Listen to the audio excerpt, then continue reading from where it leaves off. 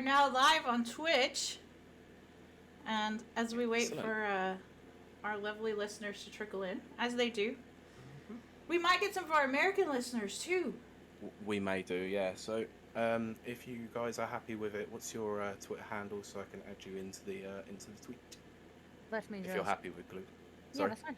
Let me just, I'll just type it out. I was gonna say, probably just put it. Yeah, probably for the in best. chat. My fan, is it too loud? I need to turn it off. I'm sweating to death. No, I don't hear it at all. Oh, that's good. Okay, maybe I'll leave it on. I'm technically in a underground bunker, and it's normally quite cold in here, but I'm sweating to death. It's quite warm today, despite like. Not in Well, Northern okay, Ireland. what do you, so we had this discussion before. What do you think is warm? No. I can tell you from experience of 2019 that I went and I was in Vegas, and Jesus, during August. Nope. That is hot. Yeah. It was. I was telling Lauren earlier. Here in Montreal, we're having a heat wave. It was 34 degrees this week, 34 Celsius. So, Yeah. well, funny fact, I'm originally from Texas, so hot to me. I'm so sorry. Yeah, me too. Why do you think I'm in Belfast? Which part of Texas? Austin or no, not the fun. No, not the good part of Texas. San Antonio? No, Houston. So right above Houston. But the redneck you know how part. you can really tell a true Texan? Ready? Okay, let's see if this works. Oh, great. The stars at night are big and bright. Texas. I take it she got that one right then. Yes. They taught that to us in kindergarten. Yep. Excellent. Yes, that's a very in the States. So there's pretty much a song that everybody knows from one state or another. Yes. A true Texan. The second somebody screams out, "The stars at night are big and bright," you got to do the deep in the heart of Texas. Oh, even I've heard that. Yeah. I've heard it in a film somewhere. Pee-wee's Big Adventure. Pee-wee. Yeah.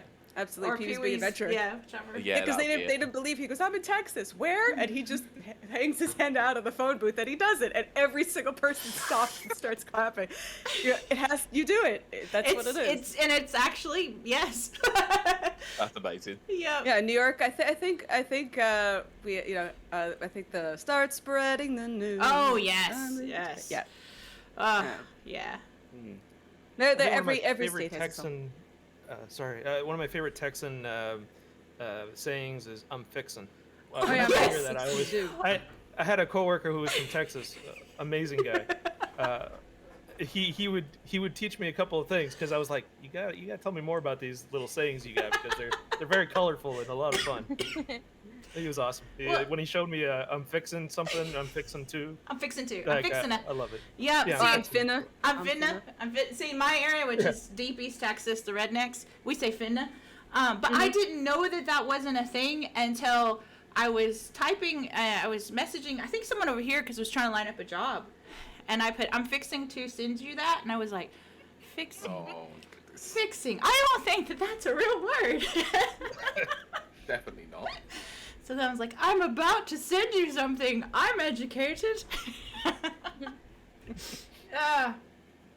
But I find it sad that it doesn't get used more. Like, honestly, I find it's a lot of fun. Like, It's becoming more ubiquitous. A lot of Southern sayings, or just in general, aren't. I mean, the sad thing is that a lot of the regional sayings and accents are dying because a lot of the Southern, like you have things like y'all and yins now getting into cities, which is fine, but you have a lot of like the really nice regional accents, like Appalachian accents, they're all disappearing. That is very true. So like for like Dolly Parton's accent is complete. The way that she has that not sang song like that, where she goes up in the middle, y'all. that's all disappearing. That's all going away. And it's sad because it has history to it. It has all those regional dialects. It's the same thing in England where you have really really nice regional dialects in like North Yorkshire, and they're all disappearing because of globalization. They're all going away. I have noticed that massively. Like so I'm down in Surrey, like, which is not too far from London, but it basically is like living in London now because everyone talks like. London. It's not. It is south of London, but it's like London has literally infected. Like our area, we used to have kind of a poshish accent, but it's now gone. Like everyone feels like they have to talk like a gangster around here. Well, you say water without the they go water. Water. Mosey. Water. Yeah. Yeah, just like yeah. Bruv. Yeah. In it. All right, bruv. Yeah, in it, bruv. Oh God. Yeah, we won't get started on that. That's what I hear on a daily basis, and it is not fun. Well, Well, it is sad because even southern accents, southeastern accents used to have their own dialects too. Like Kent used to have various dialects, and now it's estuary English, which is like a mix of Londonese and RP. It's the same with it's very similar to like Essex as well, isn't it? Yeah. Chad has weighed in on the accent debate. South Yorkshire is the best. Yeah, okay. That's correct. Yorkshire it is. Up Barnsley. Oh, Barnsley. nice. Yeah. There's a guy on a podcast that I'm friends with called Oodles, who lives up in somewhere in Like Manchester Yorkshire. or Can't something. remember. Oh, Yorkshire. No, it's Yorkshire somewhere, but I can't remember exactly. Is it Pontefract? I think. I'm not too sure if that's south or Oh, north. you guys but sound the yeah. same to me. Wait, isn't like Fort Park near where you are? Because I'm in Kent. Where? Sorry. Isn't Fort Park where you are? Yeah, it's not too. It's about 30 to 45-minute drive away from Yeah, I me. thought so because I'm in Kent as well, so I'm pretty close to you. Nice. Yeah. Yeah, Fort Park is awesome, but I haven't been for a long time, and I'm now old. I'll probably end up having a problem. Oh, well, how old are you? 34. That's not old. My sweet cute. summer child. Yeah, that's adorable. Pete, we're not. I'm not. Look, I was always told never to ask a lady her age, so I won't ask. Pontefract is West Yorkshire. You're West, saying okay. words that I don't recognize. So you know about Scotland and the I know all Shires. about Scotland. You know I know all about Scotland. That's why I was taking the middle. Okay. Yeah, basically up that way, it's basically just the Shires, so that's why it's called Yorkshire, or Right. I will take your word for it. Yeah, because they technically don't want to be English. See, here's. Well, they're north of the Humber. Technically, they're not English. That is very true, actually. It's very true. And they have a massive disdain for us Southerners too. I really do. That's fair. Yeah. I mean, I have disdain for Southerners too, and I'm one myself. Well, I am the first generation born in America, descended from the Scots, who moved to Canada for one generation. So my dad. Oh, and you left? Oh. Yeah, my dad left Canada. I ended up being born and bred in Texas, and then I came back over here to the UK. So. Okay, you course corrected. Yeah, course corrected that way. I was originally going to go back to Canada, but I just was like, my grandmother's from Scotland. I'll just use my family visa. So. Love it. My grandmother's from Scotland, so I'll go to Northern Ireland because it's the same. I was Okay. wondering about that too. Yeah, Look, I mean, it's to be close fair- enough, all right. To be fair, if this were the plantation times, I would say, yeah, it is the same. Yeah. But it's not. It's not. Oh, it's true. It's true. We'll just say it's close enough. Yeah, no, it's, They definitely share more over in Northern Ireland with Scotland Oh, yeah. than they definitely do with us English. So. we have a separate language called the Ulster Scots. It is a That's right. completely- Yes, you even have your own paper for it. I have a That's subscription. right. Oh my gosh! So you've read it? It is It's lovely. I love it. It's very cool. It's very much like the Jamaican patois. You know, when the way they write Uh-huh. it. Yeah, I like that. I like that. It's very cool. So, welcome to our linguistic episode. Oh, I'm all in for this. We're all Yes. cunning linguistics, and That could have sounded very I wrong. changed it at the last second because I am a very good girl on live TV. Hello, Nana. So we have a great show lined up. We have a really great shoe. Yeah. Wow, I haven't heard an Ed Sullivan joke in a long You time. can't make those Wow. anymore. Nobody gets them. They won't get it. No, Yeah. I knew what you meant straight away. I'm so glad. You Pete. could blame Family Guy for that one. Oh gosh. Mm. Family Guy preserving the American past, the pop culture past. Really? No, more like destroying it. But hey. But stick around, grab your friends. We are going to have a lot of fun, I can already tell, on this episode. We're going to do some behind-the-scenes discussion of game development, which I know our viewers and listeners are big time into. Esports and game development are their two favorite things we have found. I am ready for this. I'm also trying not to burp in the mic, and I do apologize. Honest as always, Kylie. I know. I remember Alright. one time we did an episode, Pete, where we were talking about, we talked about, this was before the Xbox One or not Xbox One, the new Xbox and the PlayStation 5 were released. All we did was talk specs, and I was like, oh, this is gonna be our lowest rated episode. It just is. I mean, we just went nerd, full. It absolutely knocked it out of the park. It did. I was like, oh, so our listeners are all nerds. Okay. So today I learned that our listeners really enjoy spec talk, even though it sounds boring. Yeah. To us, it. anyway. It was great. Yeah. Well, no, we console enjoyed wars also. It's never ending. True. Yeah. Everyone loves a bit of console warring sometimes, especially Twitter. Here's a bit of console wars for the fans. I saw a headline the other day that says, as of this year, as of 2022, Sony has put out more Xbox exclusives than Xbox has. I saw that. Yes.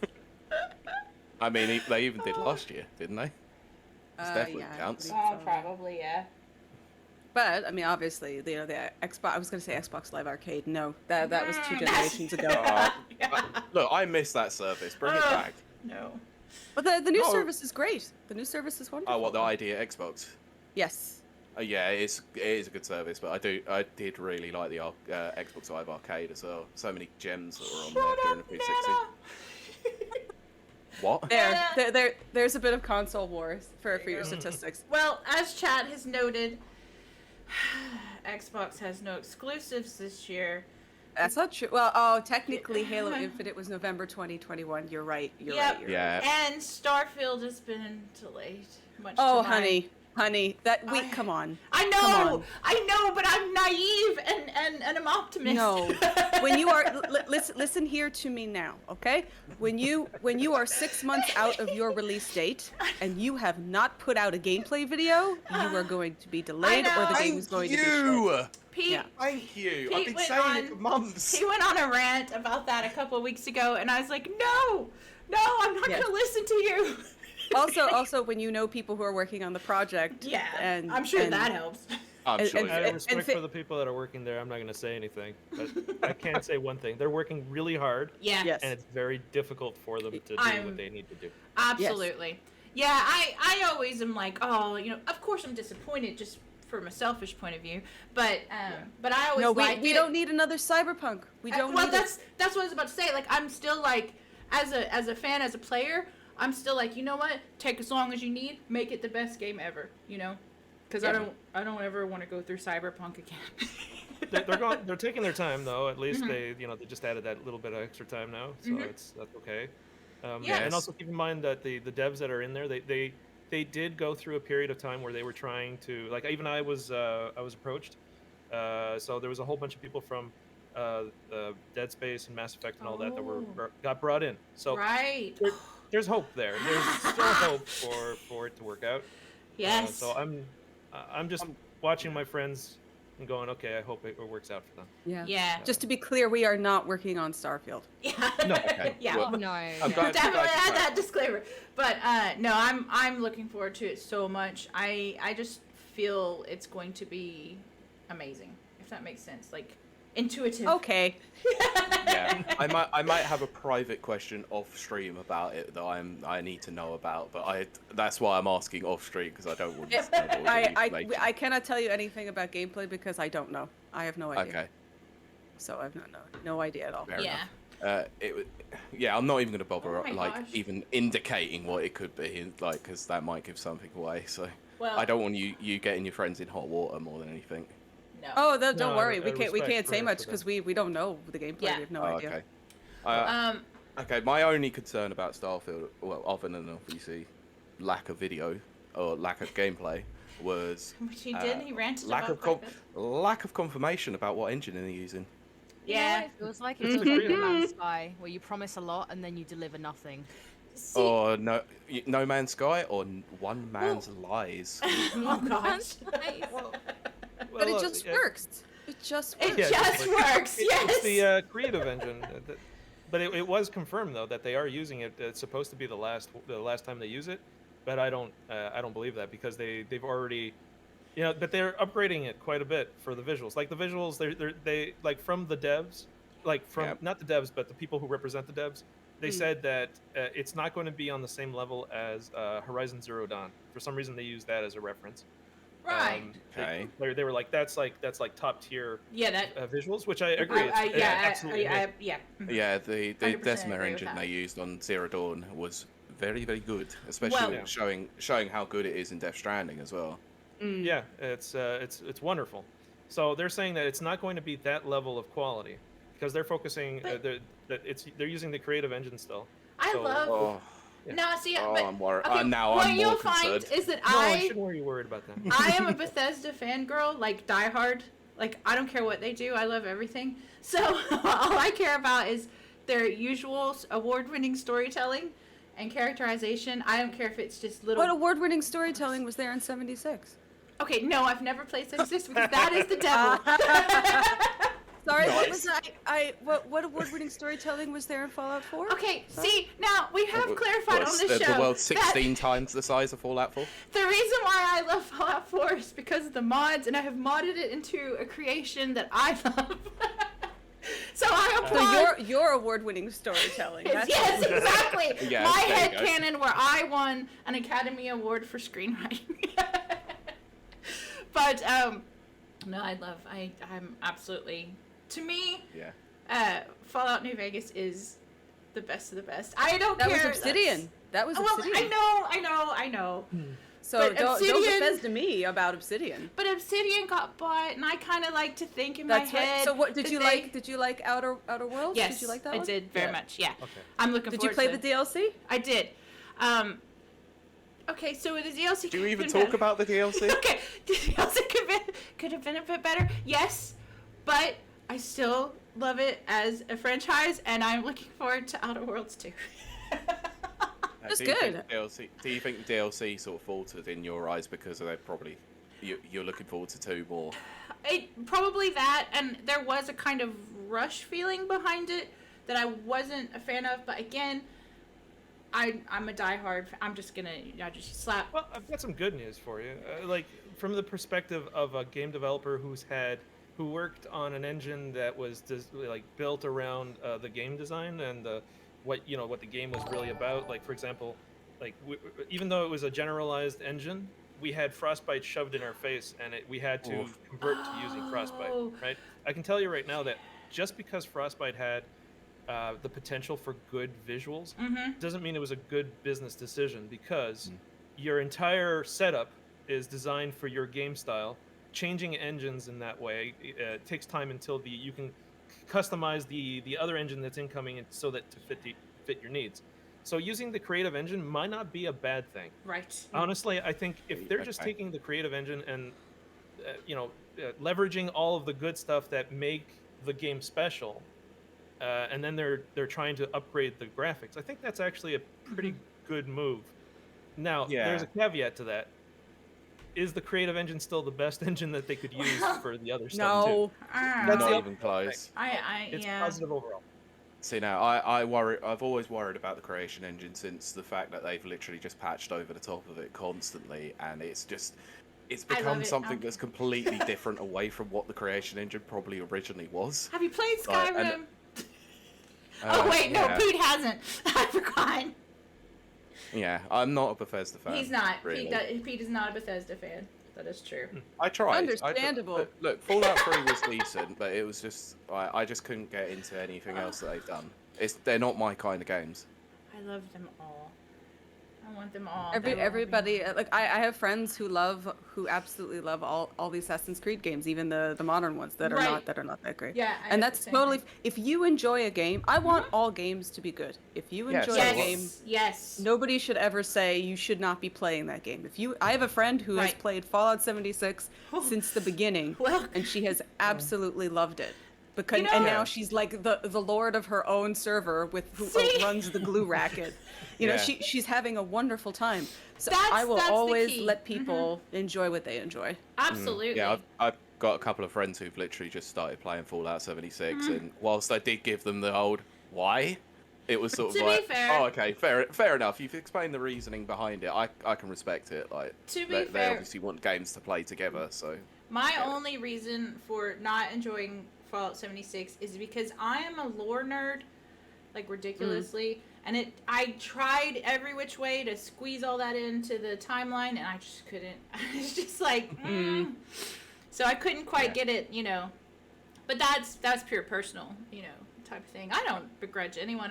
That's like the people that absolutely adore Blood Souls games. They're not my cup of tea, but I love it that people love Elden Ring. I love that they are thrilled, you know, type of thing. Yeah, I've been seeing all the discourse going on about it, and whilst it's not my kind of fun, I'm just loving the fact that people have got a game that they're enjoying for over 100 hours and just still Yeah, I having love fun with that. New Game Plus and everything. It's good to see. Yeah, So it's I so don't great. begrudge anyone The who Souls- wants to play any games at all.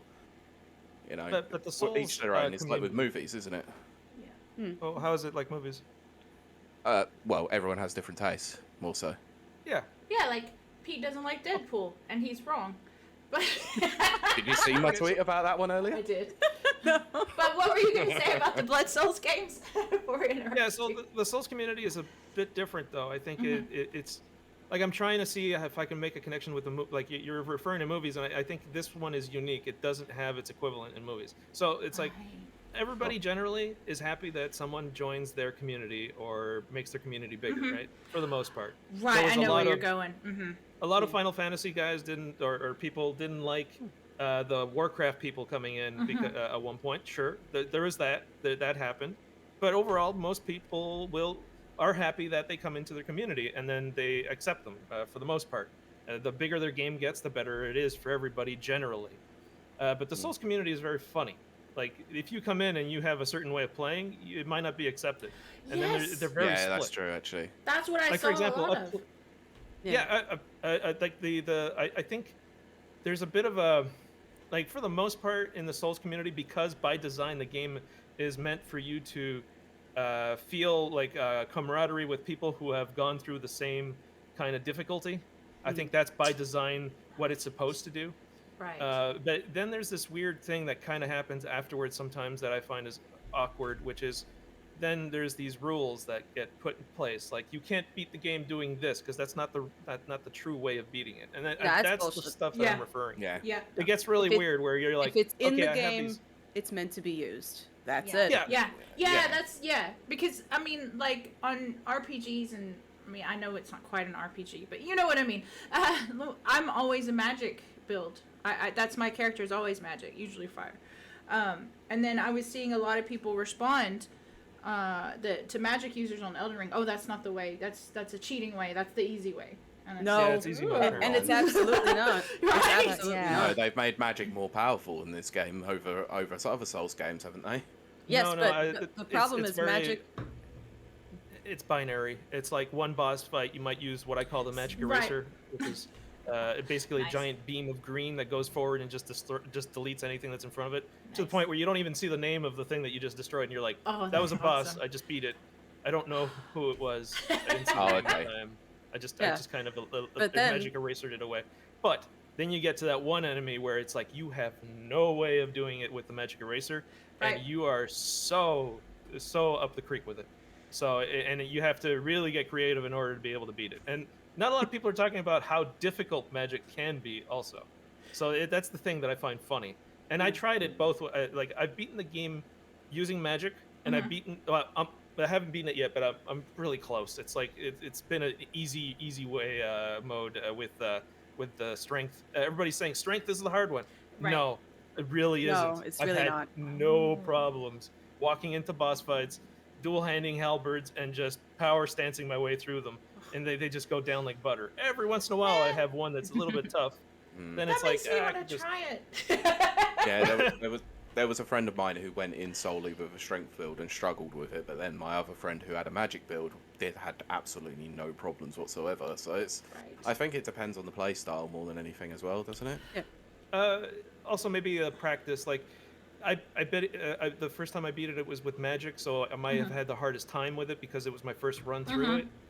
So maybe now that I've learned a lot of the mechanics, I understand how to do the little dance for each one of these characters. Right. It's like it's easy peasy. I know exactly where the stuff is, and I just I mean, Margit. I walked in and I went, "Hi, Margit," and then I just killed him in no time. I didn't even try, and I was like, that was a lot easier than the first time. So when Luis was playing his magic build, I was doing strength faith, and he would say, "Man, this boss is really hard," and I went, "Oh, really? Oh, I walked in and obliterated them in 4 seconds," and then he had no issue doing another boss, and the gargoyles. I could 20 times. I could not beat them. Any other boss, no problem up until that point. I couldn't do it because my build was just not good for that.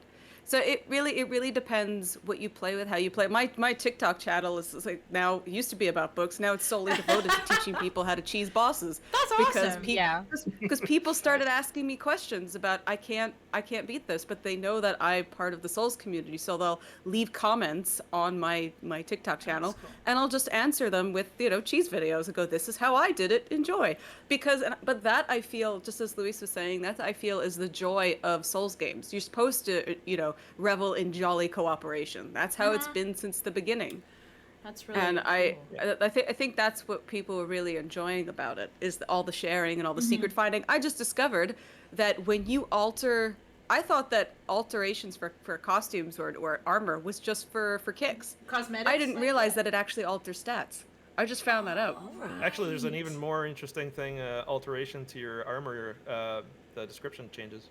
That's right. Oh, Yes, that's some cool. of the lore changes. Yeah. Oh, that is man. awesome. That's really cool. If you like lore, which I do. love, I'm a like just sucker for reading lore. it, and you're like, oh, so this alteration's that version of that person, and it tells me the story of when they wore it like this. Watch you're me like, end up playing that is Elden so Ring. awesome. Oh gosh. Yeah, Yes, when it comes come to lore, join us. I'm a us. big fan of lore, so that might be enough of an incentive as well. I also make videos about how the lore is just Irish mythology. Yeah. I just use this as an excuse to get people to read more Irish mythology and classical fantasy books. It's great. Amazing. I love that. Yeah. Oh yeah. Okay. Okay, so we need there to do was an a intro. question that was in. Yeah, there was Okay. a question that was in the chat. So Nana has asked, this is specific to myself, as a football fan, how do you feel about EA Sports FC?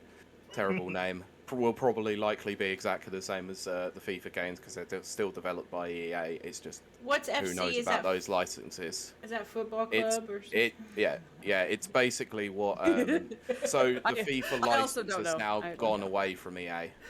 Yeah. Right. Okay. Oh. Yeah, so they're now renaming FIFA to EA Sports FC. How's Wow. that gonna F work? stands for football club, by the way. Do they use like actual sports guys in it? Yeah. Well, yeah, they do. So the they FIFA won't be able to license do would that. include the likeness of all players. So they won't. It'll just be who generic. we don't know the specifics of the deal just yet. Ah, Whether or right. not they've still retained licenses for player That's likeness crazy. or stuff like that. 'Cause that's It like one might of be their a Pro biggest- Evo situation for a while. Yeah, because that's like one of their biggest sellers. Oh, At least over What here, do you mean? anyway. What? think it What? is, yeah. EA? Well, it is FIFA. EA's FIFA, biggest yeah. seller of all time, even Yeah, worldwide. FIFA. Like, Yeah. yeah, it's Yeah, ridiculous. because I know people who don't play any game but FIFA, and sometimes COD. Yeah, we also had another comment saying still waiting on Dragon Age 4. Aren't we all? You're gonna be waiting a long time. Yes. They keep giving If it us ever little happens. teasers, little teasers. Okay, so I think we're sufficiently warmed up. Shall we get this a show on the Yeah, we road? need an The actual intro Remember, for recording, guys. remember what I said. If there is no in-engine gameplay video 6 months before the release date, it's not happening. Remember. Pete, that confirms Kylie? everything. Told you. Oh, you just want to say "told you so." I did, and I relish in it every single time when I know I'm know. right. I know. I'm such a child. look, I'm like, look, the it'll thing- happen. Santa Claus I will know. come. The thing is, I might not be a dev, but I see trends, and the trend is constant. Like, and this one was like, yeah, we still haven't seen any videos from Starfield or from Redfall, or Yeah. a few other things. Yeah, no. Not likely. I mean, we've seen more of God of War Ragnarok than we have of those two games. And that was just the character. And that's still not coming out this year, I don't Oh think. no. No. But Ragnarok is a continuation of what they already had built, so it's Yeah, like, exactly, Yeah. yeah. it's So, easy to- Yeah, can we talk about Yeah. we probably should talk about that on are after we- we record. are we sure it's a continuation? Or is it just screaming fans getting annoyed that they're reusing assets? See, that makes me so mad when they were doing the comparison of Kratos getting into the boat, and then they also did the it's same so thing with Horizon. So dumb. And it was like, It's so really? stupid. I mean, I love consistency. You know, I want that. That gives me an anchor. You know, that gives me to the game before it. And I was just like, because I did it with Horizon as well. Her jumping Yeah, off the they cliff. did. Complaining about stuff like that is about That's- as dumb as complaining that Witcher 2 is or Witcher 3 was using assets from Witcher 2. Come on. Yes, come on. Why wouldn't So they? dumb. Yeah, exactly. If you built it, then why not use Don't reinvent the wheel. That's the whole thing. it? Okay. Right. Let's start the show, shall we? Yeah, we'll get the intro in. I'll do the usual. I'll count in. Okay, Okay. count me in. Nana has put, it's a continuation. It's a 2-game story, I think. I know I was being facetious more than anything. Yeah, I know. Okay. That was to comment to Nana in the chat, so. I hope I get Right, everyone's start the name show right. Okay. in. Sorry, you want to say something, Kylie? Quick? No, I was just saying I'm gonna do the intros, and then if you want to give a very quick, like what your position is, what you do, blah blah blah. After I say Okay. your name. Sweet. All right. So, start showing. 3. Welcome to Rapid Reviews episode 121. I hope I got that right. Pete, did I get that right? Yes. Yay, Pete is saying yes. We have an actual wonderful jam-packed show for you today. If you are available, go catch the VOD over on twitch.tv/Rapid Reviews.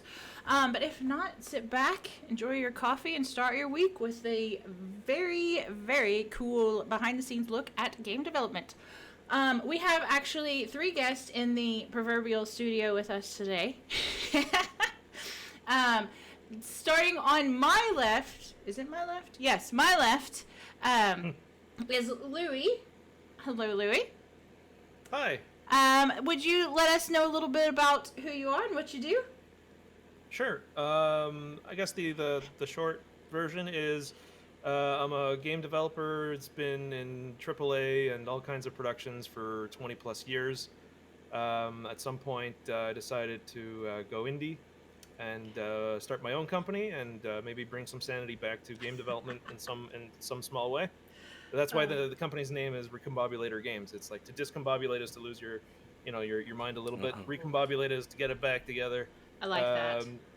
Yeah, so I started this game, at which I started working on this game, and I realized that like Michelle and I couldn't do it alone, and the biggest problem that I felt, or the biggest gap in our skills, was marketing, and and also we needed a voice actress to do the main character. So we met Lauren, and she's our marketing director and our voice for the game That that is we're working excellent. on. So that's it in a nutshell. That's great. That I didn't realize it. I mean, I knew, of course, there was, I didn't know that you were also the voice actress. So, Oh yeah, I am. I'm both. that's excellent. So, yes, let me introduce Lauren then, if you want to give us a little background. Cool. I am the marketing director for Spaceboat. Before then, I was at Big Sur Games, which is another indie company. And I love video games. Also a voice actor, content creator since I was 14. And here I am now. That's brilliant. That's excellent. Okay, and then that leads us to our last but not least at all, guest Michelle. That's okay. I'm used to being a piece of trash. My name is Michelle Franklin. I'm an author. I'm a sometimes now media person, which is very strange to me. And I have written many, many books on fantasy, nonfiction books, and I'm the narrative designer for Spaceboat. I love that. Narrative designer. Oh, gives me chills. So as you can, it shouldn't give you chills. It should just make you cry. I absolutely adore it. It's wonderful. So by that, listeners, you've probably gathered that we are definitely talking about indie development. We know you want it, so we are bringing it to you live. If you join us over on Twitch, I don't know how much more I can plug that, but Twitch.tv. 3 more times. Yeah, exactly. But so what I'm going to do, dear lovely listeners and viewers, is turn it over to our wonderful co-host, Pete, who I forgot to introduce. Pete! Oh my gosh, Pete. Hello. And let me just correct you on this one. You said Rapid Reviews podcast, not Rapid Reviews radio podcast. Yes, thank you for correcting me, as usual. Pete is my production manager, and he keeps everything running. I forgot to introduce myself as well. Welcome to the F show, everyone. This is probably our most organic show we've ever done. Here we are, episode 121. I'll just go with, Jonathan, thank you for subscribing. Nice.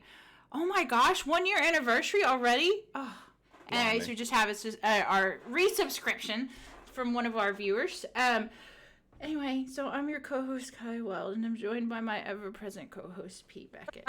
Now you sound correctly tuned for that job position. Yes. The withering aspect, the wearied sanity. Like with indie game development, indie podcast development is also the same, where we have multiple job titles. Oh yes. Oh yes, you have to wear many different hats. Yes. Absolutely. Yes. So I'm booking, editing. Pete wears all the hats. Some presenting. Kylie's talent. It's what I call the talent. Yeah. So. Yeah, Pete says, I'm the talent.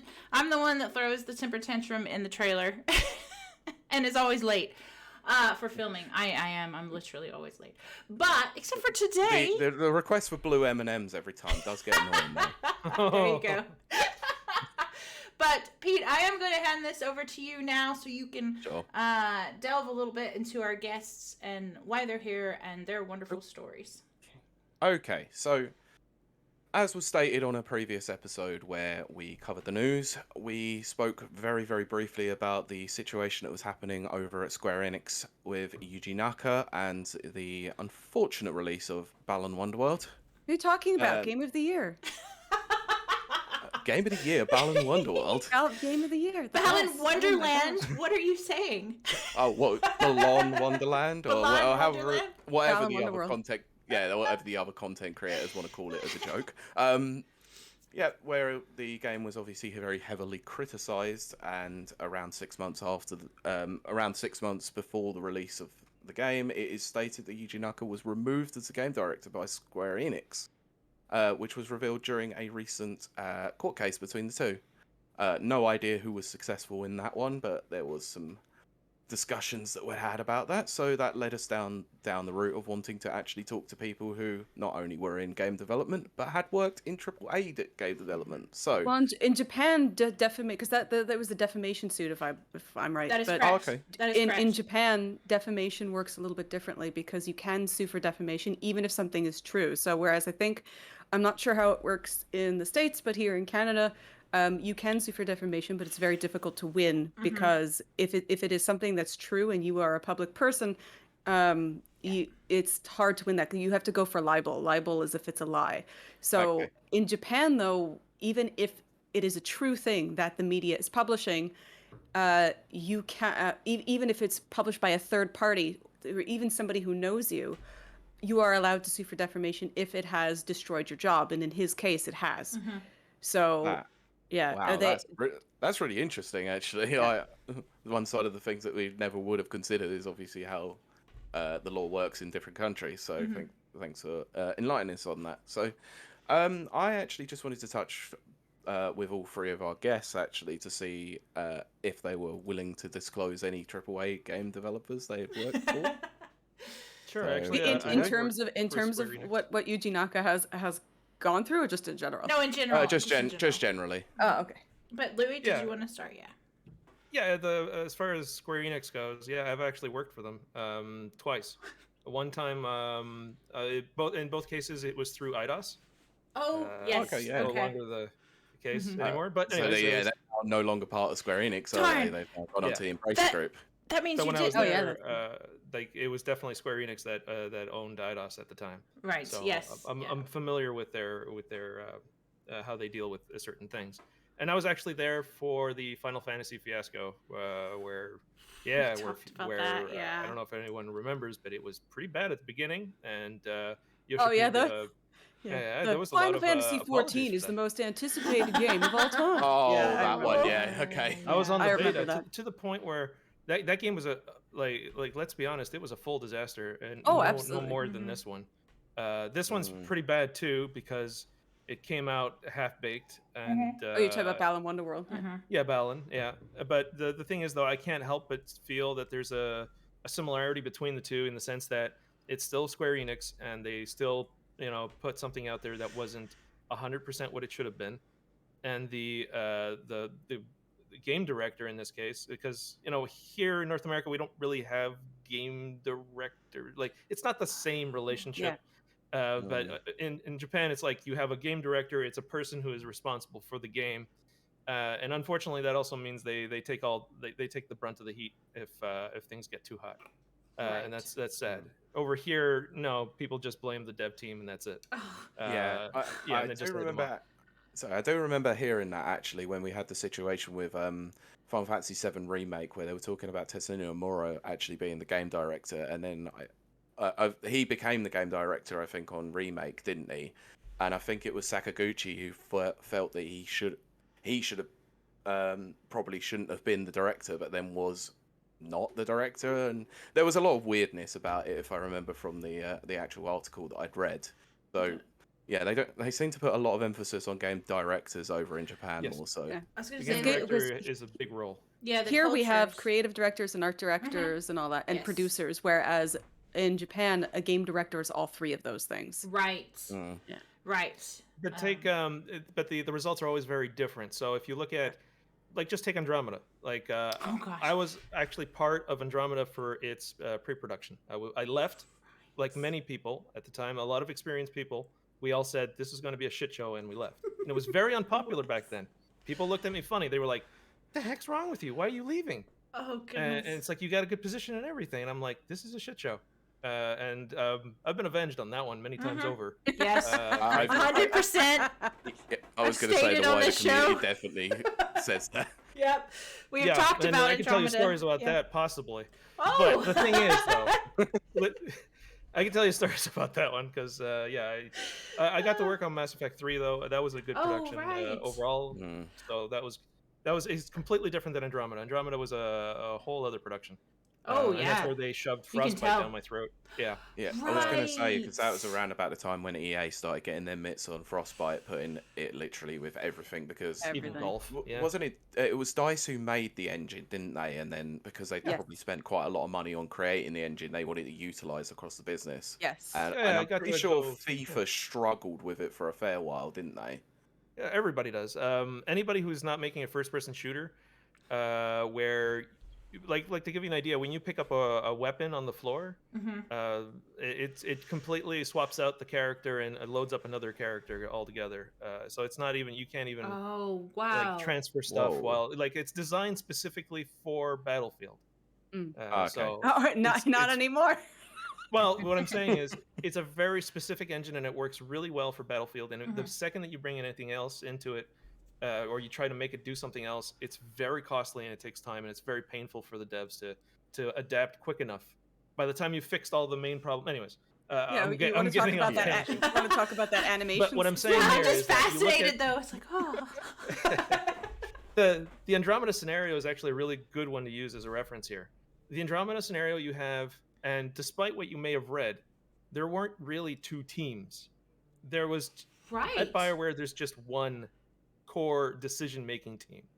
The whole concept of an art director, like if you have an art director in, let's say in Montreal, which was the studio that was doing the Andromeda, primarily doing Andromeda, what's the point of an art director if you have a franchise art director that can oversee you, or just go right over your head and change Right. everything you do? So at the end of the day, the direction for all BioWare things were always, for every single game, always in Edmonton, where it started. and these are the people making the decisions that have the impacts on the game that you're going to have as a result. So let's take Andromeda for a sec. Andromeda goes really badly because of NDA. No one can say anything of what's actually going on. You've got you guys like Schreier that come in and have their narrative, so they have their spin on things. Yeah, don't. We've all been blocked. I'm Don't notoriously worry. blocked by Schreier, to be honest. Okay. We've Yeah, all he been didn't like blocked. some criticism. I leveraged it in one of his articles. Yeah. Like I appreciate some of the things he does, but anyways, Right. I'll keep this Yeah, name of out course. then.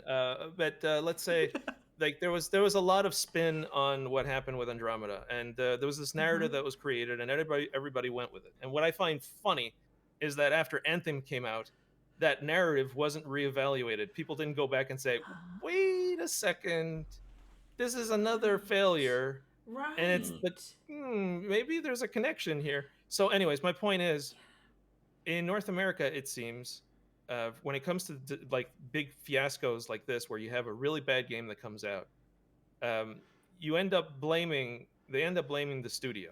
And as a result, all the people that I know that were working at BioWare in Montreal, they all got transferred. They call it transferring it to another studio. They got put on the Motive studio and did some other things, and then they didn't lose their jobs that way directly, but basically they shut down the studio for all intensive purposes.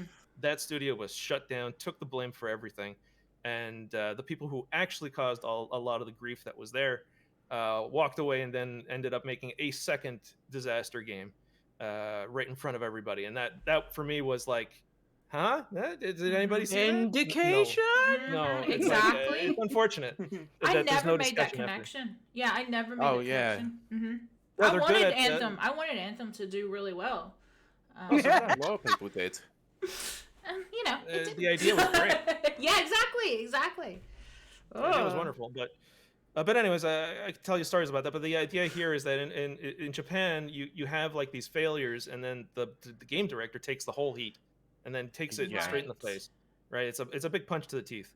And in this case, I think he was like Yuji Naka-san probably was thinking that he was going to get the same deal as what Final Fantasy got. So yes, the game's a disaster or whatever. It got shipped quickly. Here's the thing: Square Enix knew, so their hands aren't clean in this thing. I know for a fact that Square Enix knew because they get to check the builds, and they can say yes or no to those things. They can say no, we're gonna hold it back for a year. And in fact, that's quite often what happens. So in this case, they are complicit in this scenario. Yeah, that's why he sued them. That's why he sued them, because I know. He took the heat and then went, no guys, like you. But Square Enix very obviously, I mean, I didn't get to see all the minutes of the case. I only got to see the wrap. But it's the same thing for the original Final Fantasy 14, and it was the same thing for recently Stranger in Paradise. They know that those games are not great, but they do is they allot a certain amount of money, a certain amount of time, and they go, this is what you've got. Make the best game you can, and that's it. That's why they recently let go Eidos and all them, because the Marvel games did not do well. Right. Yeah. Right. It did not do well. They said, but some people, obviously not the live service one, but Guardians of the Galaxy, even though it sold okay, there was no marketing. And the thing is that, to be fair, they do the same thing with some of their old, like for example, The World Ends With You 2. There were a lot of people, including myself, who were very much looking forward to it. But Square Enix did no marketing, nothing. To the point that even people like Stealth, who are always on the ball when it comes to this kind of marketing, he's like, "Where's the market? Where's the materials?" They didn't even have gameplay until like the last couple of weeks till the game came out. They spent millions of marketing in Japan, but Square Enix was prepared for it to be a failure in North America, because I don't think they wanted to do another one, and nobody could figure out why. It was a great game. Yeah. No one could figure out why. Yeah, it also seems a bit strange considering that very recently they've just announced a new Tomb Raider game to be done by Crystal Dynamics, and now have basically just sold the property off. I was going to say, they sold it off. But, here's another aspect. Pete, you'll back me up on this one. So my favorite game of the year last year was Power Wash Simulator. Oh, Lauren loves that one. It's wonderful. Yay. Well, I love it as well. It's great fun. But it's an EA game, and it's in. Oh, it's Square Enix, isn't it? Oh no, no, I meant Square Enix. Sorry, Square Enix. sorry. That's me. That's me and my. I mix words up all the time. Yeah, the I old meant Square Square Enix Enix. published Sorry. game. Because obviously we're talking about Square Enix. But that's a Square Enix game, but it's in beta on Steam. And I have to wonder, is this I mean, obviously it's not a major, title or anything, but is this kind of like an experimentation of, I could have swore it was an indie game when it first came out. Yeah, it was an indie game, and then Square Enix got really interested in it. Mhm. Like, we're gonna step in and start handling this, and then Right. they now have a lot of control over what is posted about that game on socials and Really? everything. See, I Yeah. didn't Wow, realize that. I wonder if this is kind of a new business model. They just realized it would do so well in Japan Yeah. and stuff, and they're like, this would do well for anyone because there's no, basically in their minds, anyone can just sit down and play this. Anyone, no Right. knowledge or anything. So they're like, this is gonna sell loads. So that's why they're so interested in it. Right. And they've been doing the rounds with the trade shows recently as well, where it's been Yeah. pretty much every single one that I've been to this year. Yeah, it was a not EGX. It was not WASD. There you go. Yeah, P was at WASD. You too. Oh, right. Yeah, so this is very interesting to see what kind of new direction they're going in. But that does bring us to Lauren. What about you? Have you worked on AAA studios? I'll say ever. I haven't, and I hope I don't. No. Just kidding.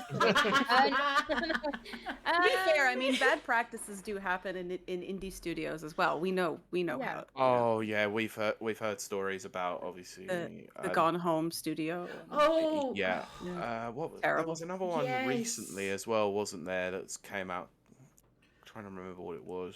Yeah, just Oh, just to be fair, because the same thing I always get into this conversation when people say, "Oh, there's a lot of bad practices and sexism in games." I said, "Let me tell you about publishing. Let me tell you how agents won't sign you unless you sleep with them. Oh, I could tell you a lot of things. Yes. It's Yes, everywhere. yes, It's just yes. more pronounced in video games because it's a very popular and very public industry. Yes. Whereas publishing is still very much behind closed doors. Yes, I 100% exactly agree with you, and yes.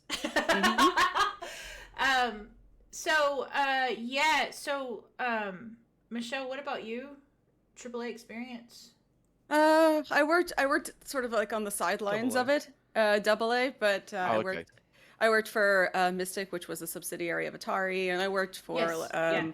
I worked for a lot of PC titles and DS titles during the Wii era, Ooh. and I mean it was fun. It was fine. I was very lucky because I had I worked with great teams, really nice people, and then I worked freelance, so.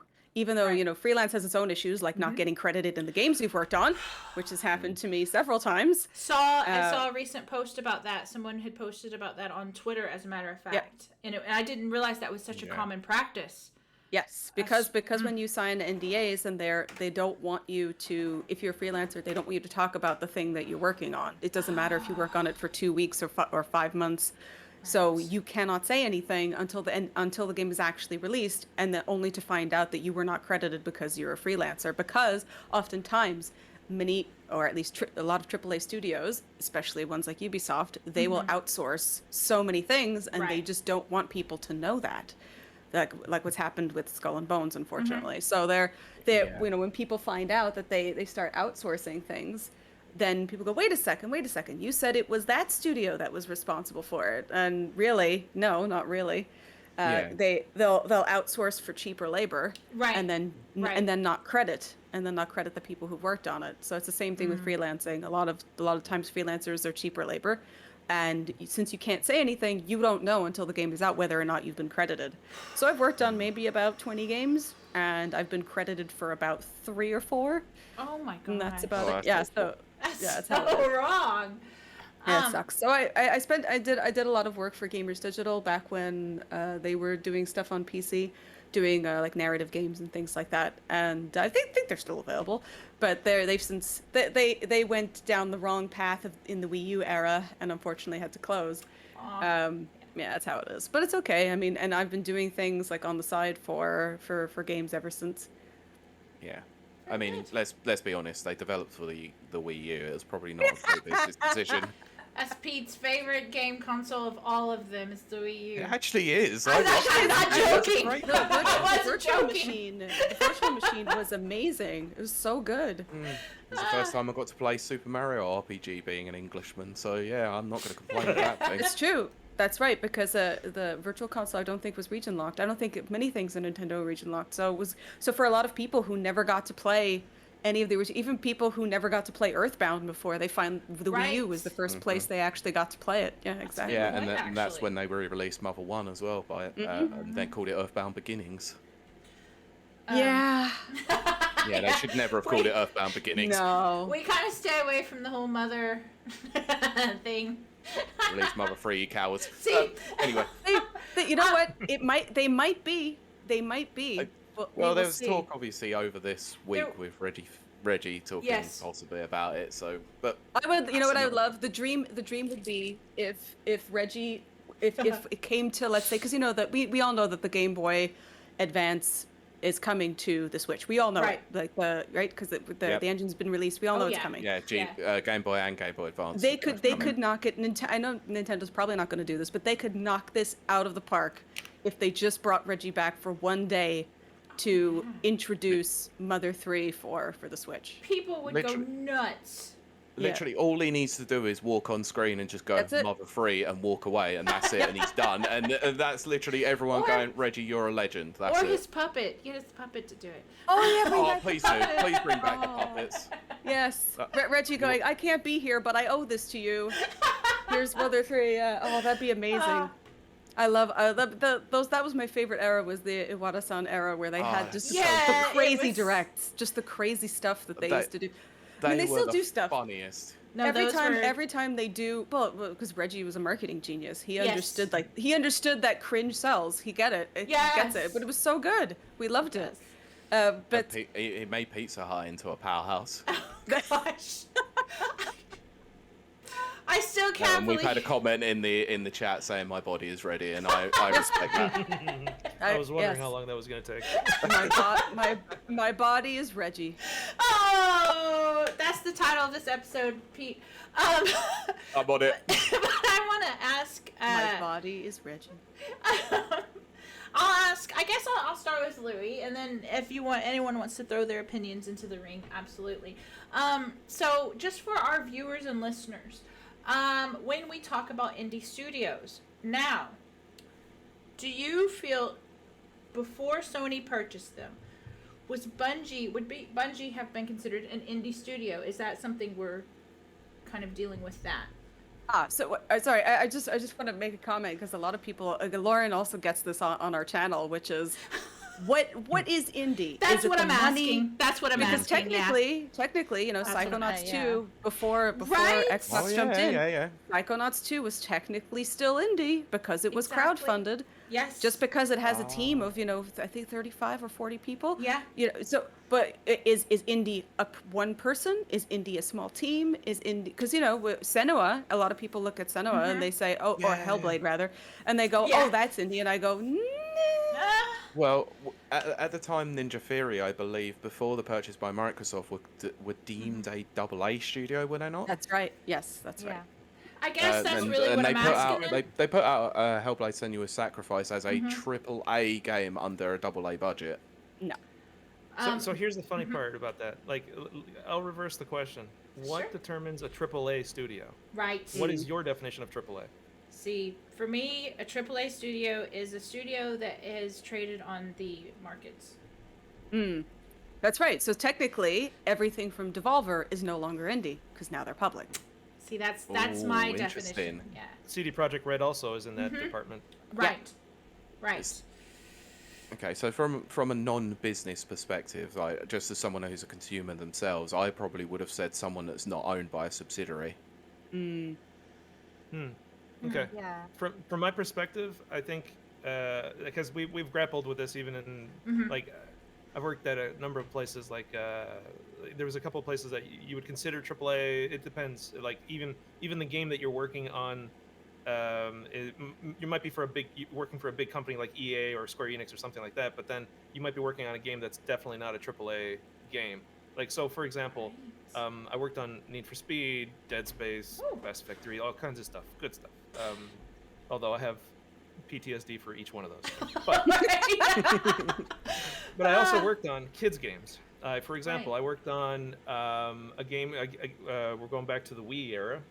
Like in the Wii era, I was making a game called Boogie. I was actually on Boogie 2 sequel, and it's a game that's the original Boogie was just a dancing game for kids to use the Wiimote, and you kind of do the movement and you follow along with the songs and so on. And you had karaoke and things like that, and it was a fun little game. When I worked on Boogie 2, it changed. The demographic was very different. They really in the marketing department they really blew it on that one, but because it became a niche of a niche of a niche. Anyways, all this to say, despite working for EA for many years in different projects, I can say that the company itself doesn't determine if it's a AAA game or not. Each game has its own budget. So when I was working on Boogie 2, for example, that is definitely not a AAA game. Right. That we had, like even the term AAA comes from stocks, really. AAA just means it's a certain quality, and you're going to get you're going to get a certain amount of money back, guaranteed, right? So, or at least they're considered highly, percentage-wise. Anyways, so from my perspective, AAA has always been a question of how much money is being put into the game. So, for example, Andromeda didn't have a lot of money. According to the people that we worked on, it's only about 45 million. That's actually pretty low considering how big a game it was considered. They really skimped on it. Right? For a lot of things, even though they spent millions on lip sync that never even got included into the game. Go figure. I'm not kidding you. They have millions of dollars of lip sync that never. Anyways, I can't say anymore. Oh my gosh! Oh my gosh! Oh my gosh! So it's hilarious how certain productions have all this money and then others don't, and we just kind of lump things up based on the company that controls it. So from my perspective, the same thing goes for indie. So if AAA is, let's say we give it a number, let's say it's $100 million for a project. If you have $100 million, that is a AAA production. You have the money to be able to make the game pretty much any way you want. Okay. Unless it's like GTA, in which case it's like something really big, where it's very ambitious point of view of game design, and it's got a lot of technical issues. You might actually, you're easily going to go over that. I think they were 500 million, something like that. That would not surprise me in the least. So basically what I'm saying is anything above 100 million is basically AAA. And then for indie, I think the easiest way to calculate it isn't with a number of dollar signs. It's a number of people. I think the second that you have a studio under 10, roughly around 10. Right. That's basically the cutoff. The second that you start bringing in more than 10 people, maybe you're getting to 20. It's getting questionable at that point. At that point, you're kind of in another gray zone, another zone. So for me, indie really like the concept of a single person making a whole game by themselves. We've seen it a couple times now. Sword of Iron. Stardew Valley. Sword of Iron is the most recent one I Yes, can think of. yes, that's right. Yep. Joe's a great guy. Oh, he is. He is. He's a great guy. Our co-host, who's not here today. Recently interviewed him actually and for his wonderful. blog. So. Yeah, he's very, very, very nice guy. Just very intelligent. Yeah, great guy. We talked a bunch over Twitter when he was first working on Sword of Iron. He's very interesting. Yeah, and that's that really speaks to it. One person can do a full develop of a game, which just blows my mind. Well, I was going to say you could also say the same about Toby Fox, who spent the vast part of the game working on that himself, but he had to get some extra people in to do some artwork, and that was it. But they're very much considered indie, aren't they? Oh yeah, absolutely. Yeah, so there's a couple of examples where like Little Kitty Big City, that is also a game that's being made primarily by one person. I met. Yeah. Right. Even in our case, as far as the company goes, yes, we're 3 at the moment, but there's only really one person that's doing 95% of the game itself, the development of the game. I'm going to be very specific. Right. So that is for me, that's indie. Like all of these smaller, like small groups putting things together. Even Hades can possibly be put into that category because of how many people they had. It was like that one's borderlining, right? Yeah. There's quite a there's quite a few extras, but as far as the core team goes, it's a small number. So, So you could say. just to add to what Luis is saying as well, we know somebody who was the lead art for Child of Light. Child of Light, even though it was Right. put out by Ubisoft, there were a handful of people on that game. That's it. And Child of Light was excellent. So, you can have a AAA company that invests in smaller indie games. That's fine. Or look at, we were talking about before, XBLA, right? When you talk about the Xbox Live Arcade. Yeah. Look at all those games that we had there, like Braid and Explosion Man and all that yes. stuff. Oh, yeah, Back then, that for me, again, as a player, not as a developer, was indie heyday. Yeah, Because it was great. World of Goo, all of them. all But of that, Xbox funded those, but Yes. very small, small. And most of those games were made by, 1 to 5 people. yeah. But they were all great. But technically, yeah. even though Xbox funded it, that's still indie. Right. Okay. Yeah. This is good. This is put it in perspective because you see people argue, and I kind of always wonder. And I'm using Bungie because it's the biggest one I can. I guess I could have used Rockstar, but it's the biggest one I know, and I'm a former Bungie fangirl. But Same here, actually. I love You can Destiny still 2 be. and 1. I love Destiny. I was going to say Still former. Thinking, I should play again. I know. I love Destiny 2 so much, but You turned your back on Bungie for many years, then you played Destiny I and you went did. back straight They back in, betrayed me by leaving the Halo series that I loved. Also, don't watch the Halo TV series. But anyway, Oh, I've heard it's so bad. it's so bad. I'm not looking forward to Paramount Plus coming over here. So Oh everyone my can gosh. watch it, Anyway, so- that is a pure sidetrack, but don't watch it. But anyway, so that actually comes up a lot is are big studios like Rockstar, Bungie, are they considered indie? Type of thing. But I kind of like this definition of indie being more how many people are part of the studio, as opposed to the money that's invested or the games that are produced or whatever. Yeah, for Bungie, I think they will never be. I can never consider them indie, just from the perspective of how much of an infection they got from working in Activision, Yeah. and their way of designing games now is just so. It's greedy. I'm really It is, sad it is. to see It's what just they've flat out become. greedy. It's Even greedy, even yeah. if the game is good, which It a lot is of people are greedy. enjoying it, and that's wonderful. Yeah. Their pay model is just It's egregious. manipulative and it's But- greedy. Yeah, But I then paid you for think- one season of He Destiny did. 2, and I saw that was egregious enough to not carry on paying for it. But you have not to. only that, but there's still. We noticed the other day that all of their what's it called, Shadow Keep and all that. Uh-huh. Yeah, they it's still vaulted on it. sale. Yeah, it's still on sale on PlayStation, and you can't even play it No, anymore. it's vaulted. It's disgraceful. vaulted. But you yeah, can still buy it. you can still buy it. and you can't play it. That's the thing. I was well- so angry. I thought that was terrible. But that kind of brings to forward to they have a terrible pay model, as we know, but it must not have been making them money if they allowed Sony to purchase them.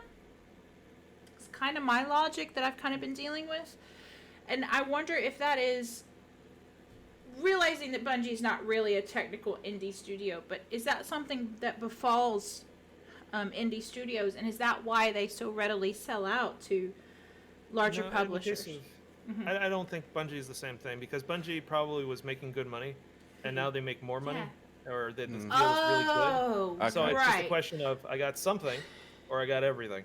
See, I'm Yeah. bad about greed. Greed doesn't make Fair sense enough. to me. Even as a business owner, I always like Elon Musk. Whoom, over my head. I'm just Yeah. like, why? So- Oh, Why? apparently, he's not buying Twitter anymore. I know. I saw. And see, here's the thing. Okay, slide aside, and we'll totally get back on track. So, as a business owner, I could not. I'm sorry, Pete. I couldn't understand why he borrowed. I think he borrowed $3 billion against his own stocks to buy a company that's not profitable.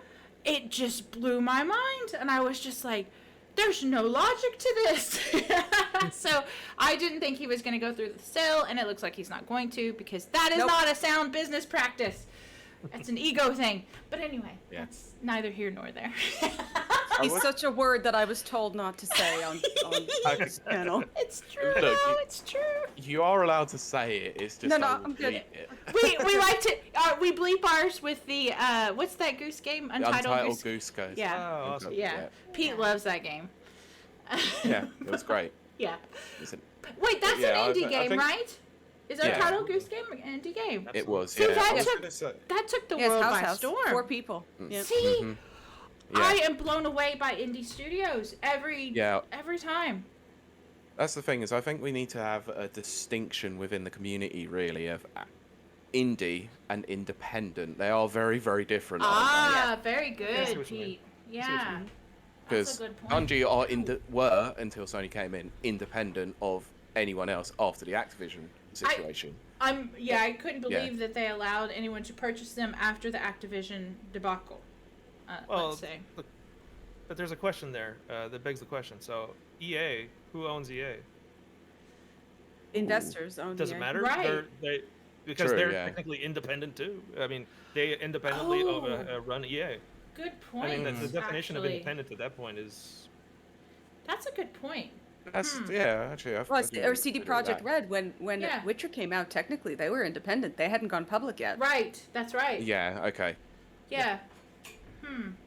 It's very So interesting. the whole term Interesting. independent for me is, it's very subjective. So at the end of the day, I think, like the way I see it is, if you look at, okay, I'll try not to go off tangent here, but before I It was a happens. game developer, I was also an accountant. And I studied accounting, a whole bunch of stuff. Anyways, that's a side note. That's excellent to be an accountant and then go into game development. I'm just saying from a 20 years business later. perspective. Yeah. There's a little bit of dust on those books, but yeah. But the That's thing is, though, excellent. I still have training from that era, and there was a couple of things that I learned along the way. Like I had actually pretty good training, or at least I think so. One of the things that I was taught was the Boston Consulting Matrix, and it's kind of like it's basically the concept of it is very simple. You have multiple products when you're running a company, hopefully. And Yes. you have one that might be a cash cow. It makes a lot of money. They call it a cash cow in the Boston Consulting Matrix, and that's the one that makes money. But it's under the idea that that cash cow will eventually dry out. That's right. So what you need to be doing is investing money into these other questionable games or rather products that you don't know if they're going to work or not. And if they fail, it's okay, because out of all the things that you're investing money into these things, one of them will turn into a new cash cow. That's And right. you have to accept that. You take a look at Ubisoft right now, and as a former accountant, I am very worried about them, because it's like they have milked that cow completely, and they have not invested in any new IPs really. Think back. Remember when Splinter Cell was a thing? Oh What gosh, came yes. after that? Assassin's Well, Creed. I think actually what we should be asking is, does anyone remember Splinter Cell at this? I do very much. Yes. Of course I do. I'm old enough to, but yeah. It's... But I mean, if they take Assassin's Creed and do what they had originally said not too long ago, which is turn it to a live service game, I could see that kind of becoming a success if they did something more along the lines of like historical. Yeah, the historical thing is no longer a thing with Ubisoft. don't- I am don't You get got me Matrix started. and Matrix, you know. And get me to be started. fair, we've had a comment on that. Nana says, "Man, if they could invest in something, Oh, if they gosh. made a new Rayman game." And I Yes. agree. Yeah, seriously, but that's my point. It's like, think of any era, like Splinter Cell era, the Prince of Persia era. Oh yes. Yep. Yeah, you can go through the history of Ubisoft, and you always see that they have one thing, and it dies off eventually, Right. and then something else comes in and takes its place. Right. That's Right? that's business. That's how that goes. That's- yes. That's what the Boston Consulting Matrix is about. It's Yes, about it is. having these you're investing into these other things that eventually keep your company alive. And right now, I can't help but think there's in the AAA industry, like especially for EA, Ubisoft, and all the big ones, they're no longer investing in these things. Yeah, They're like just five years, milking or the I would cow. say it's like 7 years ago back. So for like Child of Light, Might Mm-hmm. and Magic, Ubisoft started to do all of these little things, and Child of Light sold very well, and then Right. they canceled the second one for no reason. So Well, they have a bunch. They had a bunch of these little games that they were doing, which they were only releasing for digital, which was wonderful. Right. And then they just stopped, and that So- was it. But at the end of the day, what you have is like if a game costs $100 million to make, it's a big risk to go in a direction that's completely different, right? Yeah. You could really tank the company. So in the case of Child of Light, it's a small game. If it goes in the wrong direction, it's okay, and that's fine. But it did well. But they didn't do anything more with it because they couldn't do anything else. So it's risky to make a AAA game that costs $100 million, and because of that, they will not take risks in the game design. And so, for me, indie is where the creativity exists, simply because you don't have the same scenario. Yes. If, like, people are going to be making games as best they can for a number of reasons, and they have they can be as creative as they want. However, their livelihood is on the line. What an incentive! So the indie games, I think, is where creativity will be living for a long time, and then from there, chances are in the near future, I get the feeling what we're going to start seeing is these AAA companies are starting to dwindle because their sales are going to shit. Sorry, I used the. It's fine. No, That's the one time I think we can use that word. Sorry. Yep, yeah. We'll honk it. So they're what they're going to see is sales are going a downward projection, let's say, and then what we're going to get into an era where we're already starting to see it, where they're going to start coming in and buying all the indies. They're going to start looking at these companies that have potential or have ideas or even capable of being creative. Because here's the one that I would say as a AAA, an ex-AAA developer, we weren't allowed to be creative. And as a result, your process for making a game is very different than when you have to be creative. And I've had many discussions about this with many people in this particular city about how most of the games here is where games come to die. Because a lot of games, Really? I'm not kidding, I can make a list of games that died in the city of Really? Montreal. Oh yeah. I'm shocked at that, just because Well- I know there's so many subsidiaries that are Montreal Oh, yeah. based. Yeah. Montreal's huge. Yeah. But everything comes to die here because the people that are running the show here are always making remakes or continuation of something that Yes. already existed. They're not trained to think about making something new. They don't have that training. And a lot of them will, like, I remember talking to this one guy. It was in more or less an indie studio. And we were all these, like, basically people who left the industry and like the AAA studios in one way or another. And we were all together. And I had this discussion with them. I was like, making a reskin of another game is not the same as developing a new one. It's completely different. You have to switch gears completely. It's not the same skills. And this guy was an art director for the Assassin's Creed. He had been in Assassin's Creed. He knows production well. He's got skills. Right. But he, no joke, looked at my face and said, "Hey, I worked on Far Cry Primal. I know what it's like to start a game from scratch." And I was like, my brain just exploded. Like, I was like, I don't have an answer for this.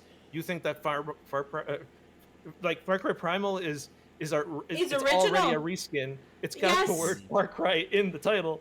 You're telling me that's a new game? That's how. It was a terrible game. But I was gonna say, I'll be controversial and say it's the only Far Cry other than Blood Dragon that I actually like. I was gonna say Blood Dragon, yes. But that's because it was so different. I don't like war games, and Far Cry Primal, especially as an archaeology nut like I am, I was really excited about this. The gameplay was not amazing, but I really liked the world, and I thought it was different. And then it just died. Yeah, but I would agree with that. But my point to him 100%. was, it's not something new, and there's a difference between game development and game production. And the thing that this city is great at is game production. They make these long lists, and they get through it efficiently with incredible talents behind it. You give them something new, boom, the game's dead. Right. Instantly, and I've seen it too many times. Yeah, we've just had a comment about that in the chat from Jonathan Ober, who says it didn't die, it became extinct. Nice, I like that one. Yeah. Very good. That is very good. I actually thought it was very brave of them to do Far Cry Blood Dragon because it was so different at the time, and that game was very successful. Again, as a player, because it was creative. That's exactly where I was going with that. Lots of imagination. Exactly. Yeah, they really touched the retro. They had everything. It was perfect. Like, down, it was great on so many levels. It was. It really. Yeah, even the voice actors. Aesthetic, yeah. Even the voice actors were. Yeah. That was very cool. But yeah. The audio listeners, that was a cat walking in frame. For 2 seconds, I thought it was a raccoon. It totally threw me off. Steve Meyer is a raccoon. He is a little sneaky. He's very sneaky tanuki. Aww, tanuki. He's a ninja. But I had a question and then it left my brain. Pete, go for it until I remember my question. Yeah, you put me on the spot. I'm sorry. It just went poof. I saw the kitty cat and I was like, oh. Brilliant. So, am I right? Actually, as someone who's based in Canada, was I right in hearing that actually the Canadian government give tax breaks for game development? Whoa. Oh, is that true? Breaks. Okay. Okay, so here is the thing, because I think a lot of Americans and other folk in the world get this wrong, because there is a great yes, the CMF does give money for funding certain games. Certain games. However, okay. People this think, is why I want to clear up the misconception there. Yes, so people think that it is a grant. It is not. You are borrowing money, and you must pay it back. Really? Yes. Because some Yeah, stuff they is want a really return on produced. Okay, well, I was going to say some really high-quality stuff has been produced through that. I did not realize that was a payback thing. But yes, you have to pay it back. That's why, so for example, let's take like Sabotage, the guys who did The Messenger. Yeah. Wonderful game, funded by the CMF. But then for Sea of Stars, they went to Kickstarter because they had to give the money back. Right. You gotta give it back. see. It's the same thing with what's it called? Spiritfarer, Thunder Lotus, right? Spiritfarer is fucking brilliant. Oh, sorry. No, Sorry. all good. We'll Don't worry. honk it out. Beep. No, but honk. Spiritfarer was incredible, but they didn't. It was hard for them to get funded. They went to Kowloon Knights instead because you have to pay back. You must pay back the CMF. If your game does well, you have to pay back. I think half. Was it 50%? It's in the name. They call themselves the Canadian Media Fund. Right. Big Yeah. emphasis on the Oh, word fund. right, okay. So they will give you money in only if they feel that there's going to be money back. So they are investing. They're like an investment. I was going to say that's more of an investor. Yes, exactly. And here's where it gets really messy. Now, there's only one major benefit from the CMF is that if things go belly up, you don't have to pay them back. Right. Okay. So Right. here's where it gets really bad. If you're a legitimate company that wants to make a game, like let's say Recombobulator Games wants to make Spaceboat, and we contact them 3 times, and we show them all kinds of things that we want to do, and we're realistic about everything that we say we're going to do, they don't want to invest in us. Nope. Now, then you go to another company where I worked at. I won't say the name. It was an indie game company, because this is like I went from small games to AAA, then I tried the smaller indie studios in hopes of finding some mental peace and being able to work on something I could enjoy. Yeah. And then eventually I even left that because I was like, forget it, I'm gonna make my own company with blackjack and Blackjack and hookers. Exactly. So here's the thing. I work for one in particular that will remain nameless. That basically, and it's tough to say it without saying it. Basically, what they did is they got money from the CMF under some false pretense. Oh. Okay? You got to understand, the CMF is primarily movie people. They don't really understand games all too well. Yeah, they don't know how game development works, so you could tell them At all. whatever. And it's very frustrating, because at one point they were like, oh, who's the producer? And I'm like, who cares? It's like, not that I don't care who the producer is. I'm like, that's not what determines if a game works or not. Like, especially if you consider how do independent one person game developers do it. But who's the producer there? You know, it's like, that's the mentality is just, anyways. So the CMF was a terrible experience for us, but then I look at the other people who actually got a lot of money. In the end, they got money, but then their business didn't work out. I won't say it was by design, but maybe it was by design. So then they don't have to pay back. And then they're just sitting on a whole bunch of assets that they can sell to another company. Right. Oh my goodness. Right. So to them, game development is a business practice. Yeah. This is the game development. This is how they play the game. Right. This is how they make their money. For me, the CMF money would have been money for me to be able to get the game company going. Like actually, like I want to make the money from the sales, not from actually developing the game. Right. Right. Right. So that's the main difference. Whereas these companies, these groups, they're making the money from the game development and not the game sales. Huh. Now that's very interesting. See, we have something kind of the equivalent called the NI Arts Council, Northern Ireland Arts Council, and they give grants. We have 2 or 3 indie development studios here. One of them is headed by a Canadian guy who lives here in Belfast. Great character. But they produce games. Now, their games are mostly, I would say, mobile-oriented or whatever. Less console, more mobile-oriented. Is this the Dicey Dungeons studio? No. I'll refrain from saying their name just because I haven't talked to them first. No, you're fine. You're absolutely fine.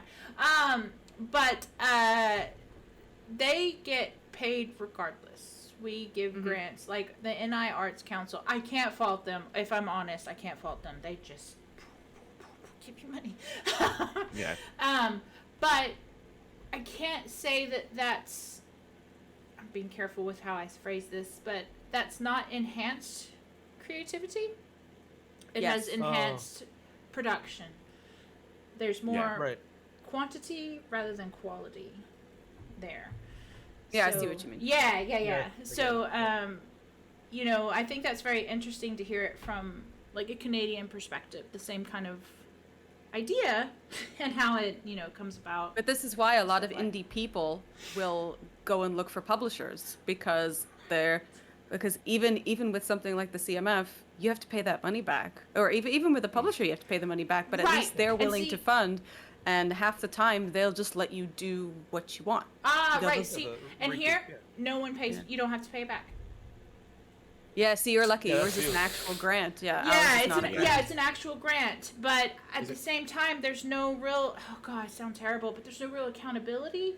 I see what you mean. There is, but there isn't. There is in the form of, like, charity accountability, which, if you're familiar with that kind of stuff, grant writing, that type of stuff.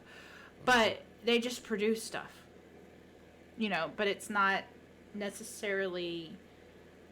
I don't want to say good, but I am saying good. It's not necessarily good. It's good in that anybody can actually get it. But bad in that, if nothing. I know some of the developers, they're wonderful people, but it's very generic. It's very churned out. It's the same thing with Kickstarter, right? I mean, we can have great things that come out of Kickstarter, amazingly wonderful games, but then there are, a handful that exactly. What was that? Yeah, that was sad. It was. I mock because I wanted it to succeed. I mourn for Mega Man friends. Oh, I know. Yeah. But that kind of brings up another point, which is indie studios and funding. How do you feel like, oh God, okay, how am I going to phrase this? If you have an idea that you really, really want to produce, would you do crowdfunding? Would you do crowdsourcing? Would you, If we did, it didn't work for us. I mean, there are a lot of people. It all depends on what your game is. Depends what you want to do. But I mean, I think Luis's advice and everybody's advice in general would be prototype it first. Prototype at first, just to make sure your game works. I like just that. Recently I heard there was somebody from a really nice group. So I don't mean this as a criticism, but they said something to the effect of, "Why do I need to make a demo? Like I've got all the right people. Oh, no. I'm ready to go." And I was like, "Oh no! You really need to get the demo. You need to prove. You have to look. It's like with the film industry. I'm going to go back to that because I know that's your industry. That one. Yeah. You need to have a proof of concept at least, and in game development, I guess your proof of concept is actually your game. Yeah. Prototype or a demo. Yeah. Yeah. Even in my line of work, which is just print media and corporate printing, I have to have a proof of concept. I have to have a demo. I can't sell investors on anything if I don't have a physical product to show them. I mean, I can have all the charisma in the world, but it's like, like I'm not putting my money into like, you know, an idea. Really? It works for Todd Howard because it just works. It just works. God, What do you mean? He doesn't fund games by the power of his hair? Aw, in Todd we trust. I love him. See my Bethesda fangirling comes out. You can understand why I call him Todd Coward now, just to annoy Kylie. In Todd we trust. So actually, there's another layer to Canadian funding actually. Okay. Okay. Not there, and this is actually where the real money is. The CMF is chump change compared to this other one. So each province, for those of you that are American, don't know what that is. It's like a state. Yeah. In Canada we have state. provinces, Yeah. and I'm in the province of Quebec, and if you're in the province of Ontario, which is right next door, there are deals that each one of those provinces can make through subsidies, and they're quite substantial. They're in the millions, and I wouldn't be surprised if some of them are in with the letter B. Wow. So the way it works though is that these provinces basically want to encourage jobs. They want to have more jobs, and they want to encourage all the things that come from these jobs that are created. All the other things that are connected to it. So they can create an industry, and that's the reason why Montreal has so many people working in the video game industry. It's because all of these AAA studios. Yeah, here's a dirty little secret that not a lot of people know apparently. So AAA, the big studios, I mean all the big ones, like every single big AAA studio has at some point stepped foot in like around on Quebec, like somewhere on Quebec land, and considered creating a studio because let's say you have somebody that works at your company, 40% of their salary is paid by the government. 40%. Right. Okay. That starts to make a lot of sense now. Yeah. Right. So a lot of these studios has just people thrown at it because they need to keep a certain quota of number of people for the deals that they have with the government for the subsidies. Because it's not just the 40%. That's just one of the things you get. There's a whole lot of others. There's millions of dollars involved in each one of these deals, and Quebec has has the highest percentage, but Ontario also has a really good incentive for companies to open up there. Now the thing is, from an indie perspective, all of this is worthless. It really is. We see $0 come in because the reason why the provinces are bringing in those companies is because they want these large studios to come to their province, get jobs going, get an industry going, and have them pay taxes. An indie studio comes in and says, I'm going to start something. It's risky. I don't know if it's going to work. I've got this many people that I can hire, and they're going to be like, good luck with that. Let us know when you're in the billions, and then maybe we'll invest in you. Yeah. So for an indie studio in Canada, you got everything stacked against you. There is no help coming from anywhere, frankly. Oh my gosh. It's absolutely and it's games, not if I was saying like a indie movie production, yeah, maybe the CMF might be really good for that kind of stuff. But when it comes to games, absolutely zilch. We have no help. Just as a quick experiment, actually, I decided to just see how many devs there actually were in Montreal. And there's a ton, I know that. Game Job Hunter is claiming there's 54 different development studios alone. There's probably more than that. I was gonna say. Yeah, that's just based on a quick Google search, and some of the names there are just massive. I was gonna say, if you look at the credits on any game, there's always a Quebec or Montreal studio. You notice the same in the movie industry as well. There's probably a bunch of smaller studios like Sabotage and Tribute that they haven't even included. So here's going back to the other point that I made before. If you consider that these studios, these major AAA companies, are coming here because they have, for lack of a better term, cheap labor. Right. Let's say what it is. Yeah. You have it's inexpensive labor at that point. But it doesn't mean that they're not good at what they do. It's not what I'm saying. Right. Not at all. Like there's a lot of incredible talent in the city, and we've seen some of the best of the industry. I used to have lunch and play games with the art director for the new God of War. Like Nice. I got some stories to tell you of some really interesting people. But Nice. like this city has seen some of the best there is out there. But Right. it's I thanks agree. to the subsidies, really, because the companies came here and they set up shop. However, quite often these large companies don't give Montreal or Canada in general, like any of these subsidy heavy places, anything big. They always give them sequels, or they're put on basically they're put into place so that they can support the other studio that's the one that's running it. So, for example, I worked at Warner Brothers, so you have like even Batman, right? Right. You've got yes. you got a They UK did team, right? Arkham Origins, right?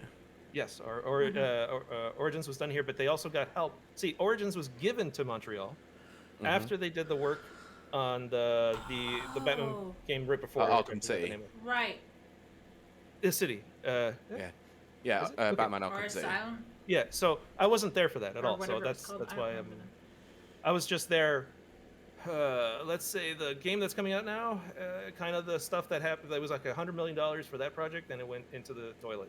Is And it it's because Gotham of it. Knights or whatever?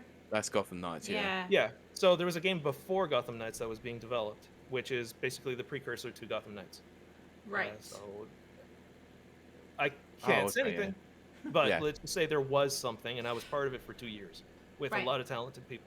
Now the problem that we had was the usual Montreal disease, which we had a whole bunch of people who had worked on sequels and had been on a support role for other companies. They don't understand that it's a rough world and you have to make the game or they shut down the studio. Here Right. we have like these subsidies that keep us alive artificially, so that mentality is all screwed up. I can say that, right? Yeah. Yeah.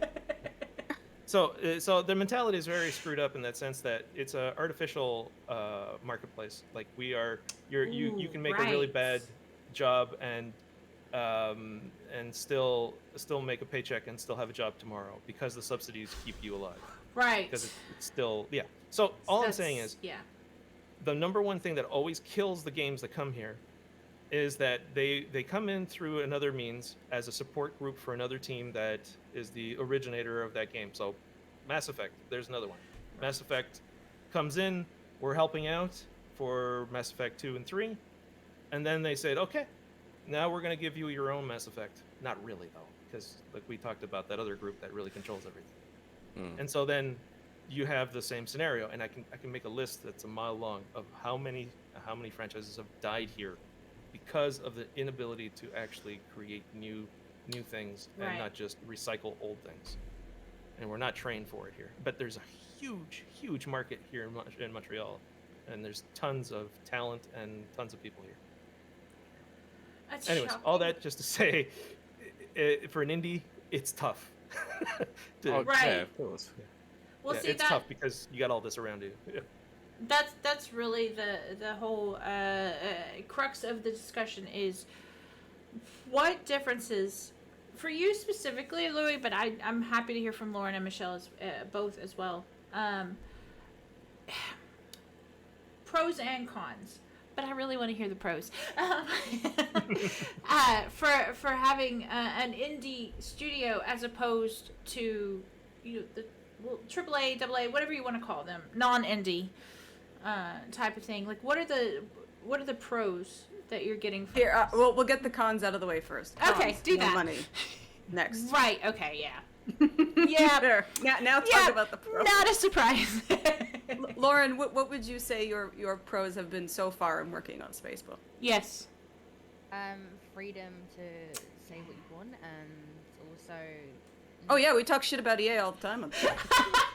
basically, yeah, and just Excellent. being in an environment where you're not scrutinized for things you say or stuff, or just like being able to just do your job and like do it well and not have people always kind of looking over your stuff, or because you have to do a certain agenda and stuff and get certain sales and stuff like that. Or follow the algorithm. And Yes, it's a lot more organic than I would say, because I did work in as a waitress for quite a few years whilst at university, whereas every week it was like, right, how many sales can we make? We need to keep making sales. It was a Right. Pizza Express, which is just a huge Oh gosh. pizzeria. Yes. Oh, yeah, yeah. The one with the scandal. Oh yeah, that one. Oh wow. we don't talk about that one. Oh my gosh. It involves a very potentially sweaty person. Sweaty. I say oil. potentially. Oh my goodness. The cat I'm sorry has for the chat. I Yeah, I was gonna apologize say. for our American audience. Yeah, I You was going don't to say have a our American clue. audience may not have a clue. No, Yeah. even if you No. said Andrew, they still wouldn't have a clue. Yeah. Well, so would I be wrong in saying, because I've worked for corporations, and for me, they were just soul draining. I mean, you had to dress like everyone else. You had to do, I was working in the art department. I had to make my art exactly like everyone else's art, you know, production, same, exact, blah, blah, blah. So would you say that as an indie, I'm going to say working for an indie company, indie studio, is the freedom, is that, I hate to say worth it, but I'm going to say it, worth the trade-off? Does that bring you a satisfaction? I'll ask you, Lauren, you know, a satisfaction that isn't out there, let's say, in the corporate world. Yeah, yeah, definitely. I think it is the trade-off and stuff, because you're actually making something which is a product, and there is that freedom, and it's not just, okay, we need to make a shooter game like every other shooter game. It's going to be this formula, it needs to be this formula, you need to work this way, you need to have this deadline. It's not like that, because you actually feel like you're making a purpose in the world of indie, where it's like, I guess AAA would be like, right, let's get this recipe, let's start cooking it kind of thing, let's do it again, same recipe. Exactly. That's Yeah, my limited experience in the corporate world will say it's cookie cutter, almost. Exactly. Yeah. I could definitely say the same from the industry that I work in, which is insurance. Outside of everything. Oh no! Is it the Yes. old corporate way of doing things is like soul destroying and crushing at the best of times, so that when it comes to anything sort of independent and doing it on our own, like this podcast, like I give it my all, and I'm as interested into it as anything else. So I could imagine it is very much the same when it comes to indie development and not having sort of your a boss sort of lurking over you the whole time, right? Definitely. So I love how Lauren's quiet on that. I was just say, yeah. Yeah. No, it's a lot different. It's a lot different. But Michelle, what would you say for you? Is it worth the trade-off? I'm gonna say, of having creative freedom as opposed to, you know, like the AAA support and all that wonderful stuff. Status, I guess. Oh, from my perspective? Either one. I'm happy to take either one. Oh, sorry. I thought it was Luis. Well, I mean, you know, it's really just a fine. It's the fun. We have friends who we have asked to work on Spaceboat, and we've said, hey, we're finally making it happen. Do you want to come work for us? And we know that they are they hate their jobs. They hate the company that they work for. We know that they don't want to come, but problem is they're making X amount of dollars, and then they also have stocks on top of that, and then they get benefits, and the, et cetera. So they stay there as much as they hate their job, and as much as they hate the company, and as much as they hate to eat the soupy sauce of politics of whatever the company is, whatever flavor the company is pushing in that week, whatever it is. They don't want to stay there, but they stay there for the financial security. And that is the unfortunate reality of being in the indie space, is there is no financial security until you know your game's out, and then, oh, wonderful, it did well. Then yeah, sure, you can use that to then spring off another game. But I spent a full 6 months, 20 hours a week, doing queries for over 300 publishers and all of these events and everything. Just because, again, from the publishing space, this is what you have to do. It's a hustle. Just like anything else, it's a hustle. Yes. And it sucks that, you know, you have to do this, and you have to give your blood to it. But you know, this is unfortunately the sad reality. Is if you want to go indie, this is what it takes. You could crack it out of the park, and you could get really lucky on your first go, like Stardew Valley, you know, where you could get really lucky, but that is a 1 in a million chance. It is, yeah. And as I always say, I want every game to be good and I want every game to be successful. I want people to play everything. I want people to enjoy everything. But it's the same thing in the book publishing world. And I hear all the time people going, "Oh, do we have anything else that's like Harry Potter, so I don't have to support somebody else?" And I'm going, "Well, actually, here's this book, here's this author, here's that," and they go, "Yeah, but it's not the." Nope, you have to be willing.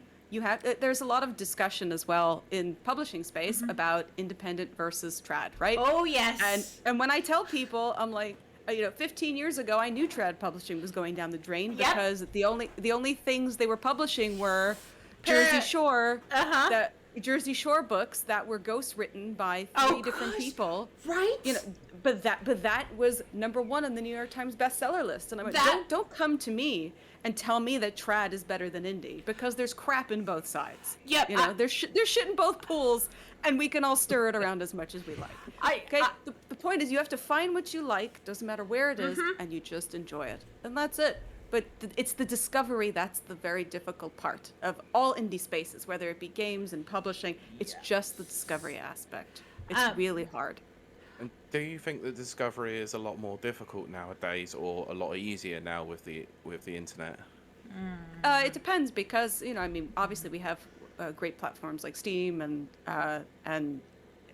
GOG and all the rest of them, but again, it's all just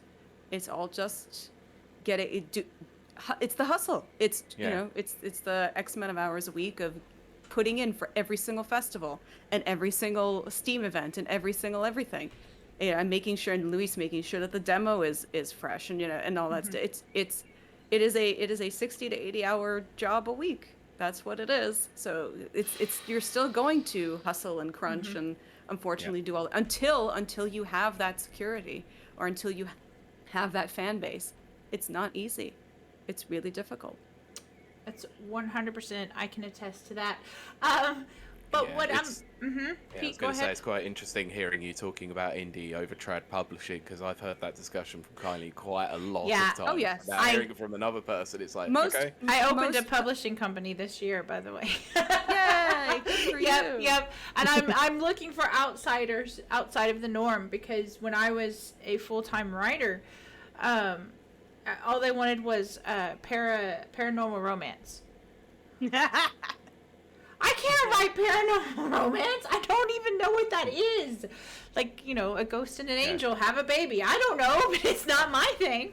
But regardless of that, let's push that aside. Cause I remember the dregs of 10 years ago where everybody wanted paranormal romance. Yes. Even my agent at the time was like, "Oh, could you put, your book writing is amazing. Could you put sex in it?" And I went, yes. "No."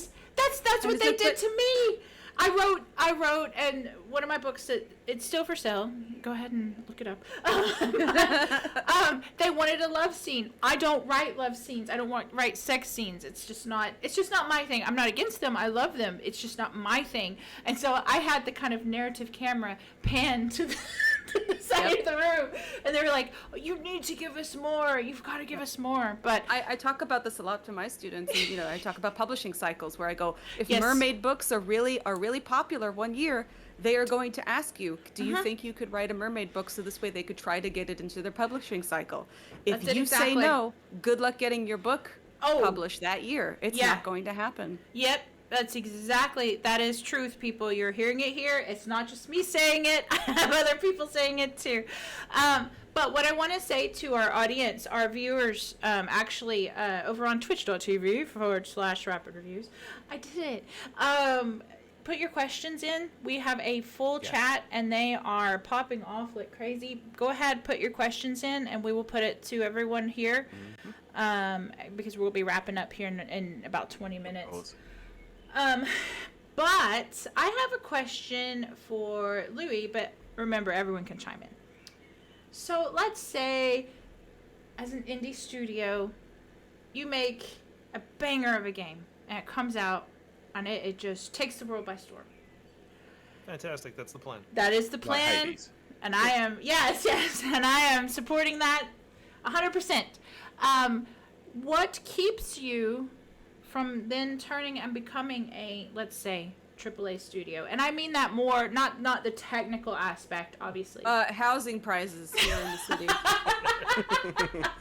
I'm being completely truthful, 100%. Oh gosh, that's crazy to hear. I mean, they are going up globally. It's crazy. But So mhm. yeah. So yeah, no one can say they are corruption free. Right. Like, so No, at the end no of the one day, what I think is the most, the best way to answer that, I think, is to say, look, I'm going, like, from my perspective and the people that are going to be in the company, this is a big deal.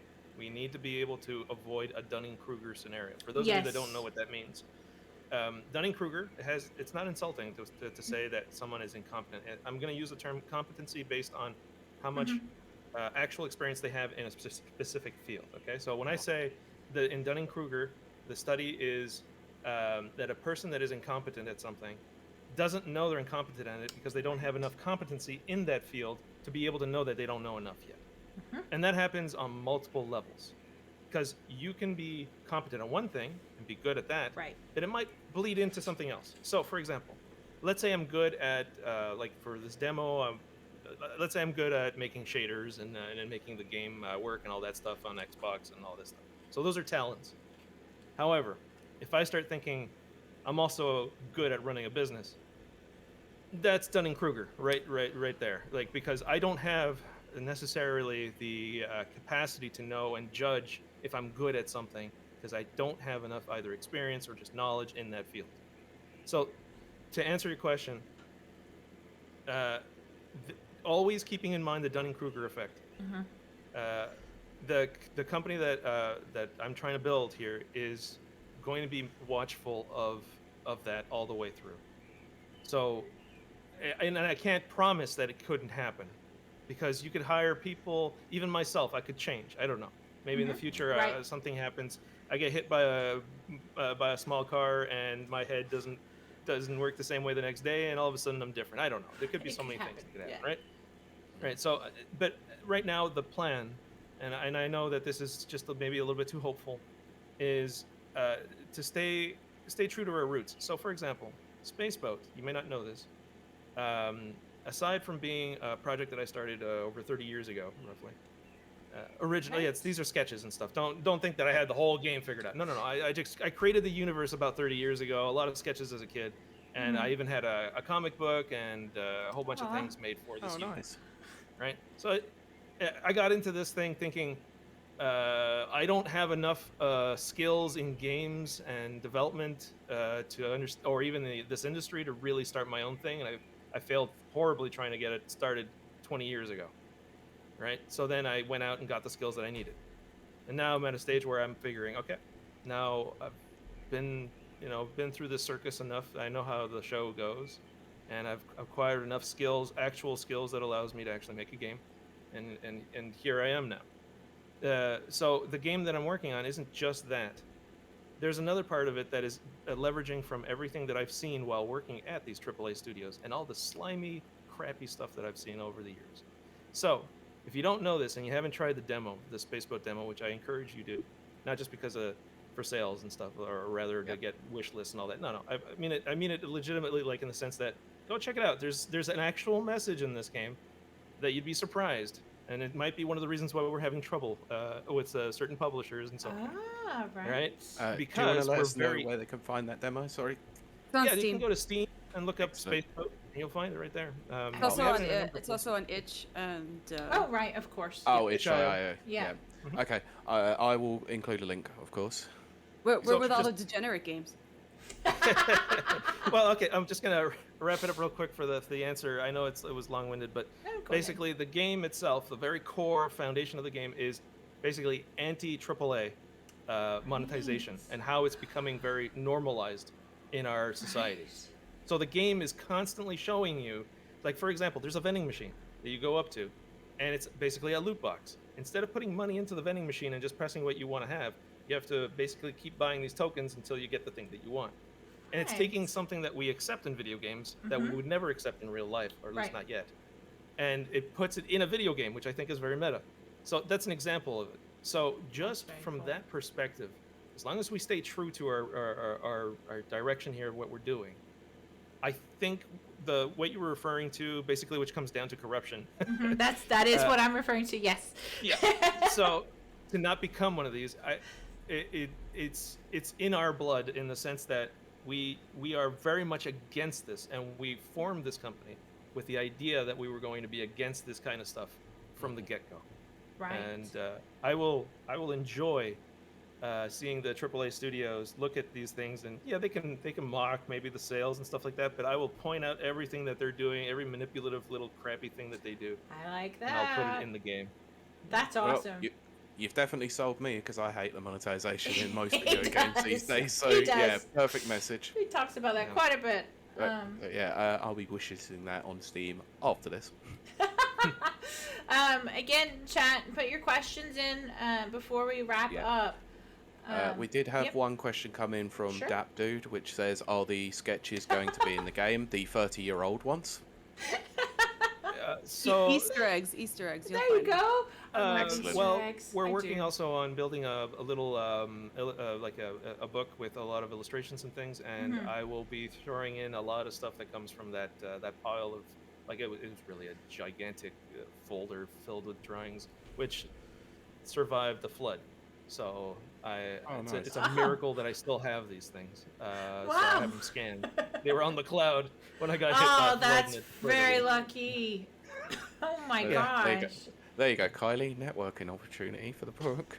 Oh, right. Yes. Have you considered a publisher yet?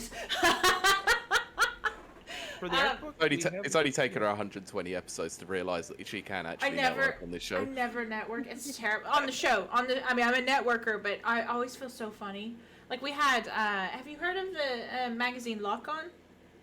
No. No? Oh, definitely check that out. UK-based publication. Oh, that's like okay. always print media, basically. Yeah, they're really good. They are actually, believe it or not, crowdfunded every month. And they reach their limit every month, and they do a full-fledged. Have you ever heard of Edge magazine? Because I think that might. Yeah, be yeah, for Oh, sure. okay, okay. They're like Edge, except even more expansive with artists and more in-depth interviews. Anyway, I just gave Luck on a free. Oh, that sounds ad. wonderful. But yeah. So, chat. Oh, okay. Chat is really enjoying this. I'm glad. I'm very glad. We'll give it a few more minutes to obviously see if any more questions come in. But See, I just John- I just want to allow you to take this time to obviously talk more about your game if you wanted to. Oh, yeah, or do if that. you've obviously gone into quite a lot of detail already, then talk about the process of actually creating the game, or whatever you feel like we want to talk about in terms of Spaceboat. All right. I think we can talk about like right now we're in a stage where we have a demo out. Like I mentioned, please check it out on Steam for Spaceboat. And the game should surprise you in a number of levels. One of the things that I find funny is a lot of people are like, why do these characters look like they should be on Sesame Street? It's because they're carpet. We call them carpet-based life forms. We can't use the M word because like the M. Yeah. That's awesome. I can't use the M word, okay? But I love the M people Yes, so much absolutely. that I made virtual versions of them. And if I say that's the M great. word, the door that's behind me will open up, and a mouse with a knife will stab me right to the neck. That's great. So, That's awesome. So the thing is, the universe is. It's kind of what I refer to as an omniverse. No, not the NVIDIA thing. It's an omniverse in the gosh. sense that it allows for everything. One of the things that always bothered me about things like Star Trek and Star Wars is I never found it real. Like it's a cool take on the future or Right. science fiction. I love it. I love those series. to death. Yes. But in the case of like Star Trek, for example, at least the original one, the idea that that we could get to that level and say goodbye to money, Right. say goodbye to racism and all this stuff, and just Right. put it behind us and go forward. I think that's an amazing idea. I just don't think we're capable of doing it. Right. So Right. my point in the Spaceboat universe, and this I came up with 30 years ago, the idea behind it was to create a new universe where space travel is possible. And after the miracle of space travel, this is amazing. Traveling faster than light, getting from one planet to another. Think about that. That's amazing. Yeah. What are we gonna do with it? So what would human beings do with it? And it's like, I was thinking, well, it's not like Star Trek. We're not actually going to use it for the proper things. No. What probably is going to happen? Yeah. Profit, right? Profit. Yeah. Basically, Oh my we're going to find gosh. a way. We're going to find a way to make money out of it. So my idea for Space Boat in that universe is that basically you're going to have shipping lanes from one planet to another, and this amazing potential for exploration. It's just going to be transporting materials from one place to another. And the fun part isn't in that. It's going to be when we meet other life forms, let's say, if they do exist. So the Spaceboat universe, anything could happen. You can have M puppets, and you can have which are carpet-based life forms. You can have Star Trek type characters. You can have we have one character that's made out of jelly, like Jello, like a gelatinous cube. Yeah, he's a fun guy. Like, you can have anything we want in this omniverse, basically in a universe where you can have everything, and it's okay. It fits together. It all works together. So the universe is also very satirical. So it's like I'm hoping we can have our layers, like the old Pixar movies, where there's a layer for kids. That's right. There's a layer for adults. Yeah. And there's a layer for people who understand what's going on in the AAA industry, and all the shenanigans with the like loot boxes is nothing. That's just a tip of the iceberg. There's all this other stuff they're doing, all this manipulative stuff where they're taking advantage of people with predisposition to gambling and everything. It's just ridiculous the level we've gotten to. Yeah. And my point there for the game is really bringing that into a new context, so you see it in the game and you go, huh. Eventually, this is going to be the norm, I think, and that's the scary part. So let's do something about it, so it doesn't become the norm. Yeah. That's excellent. That's great.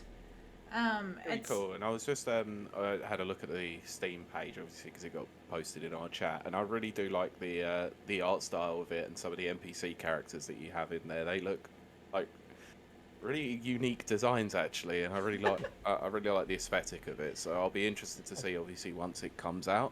I will be checking out the demo for sure. So everyone, please check out the demo. Yeah. It doesn't look like we've got any questions coming in. I know we had questions the whole time until we now. Did. Yeah, until you put them on the spot and told me to ask questions. I'm sorry, chat. I love you. No.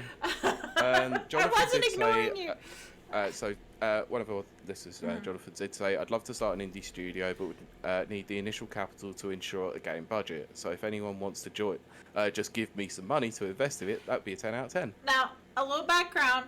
Jonathan has actually started an idea with another guy, and they're VR heavy.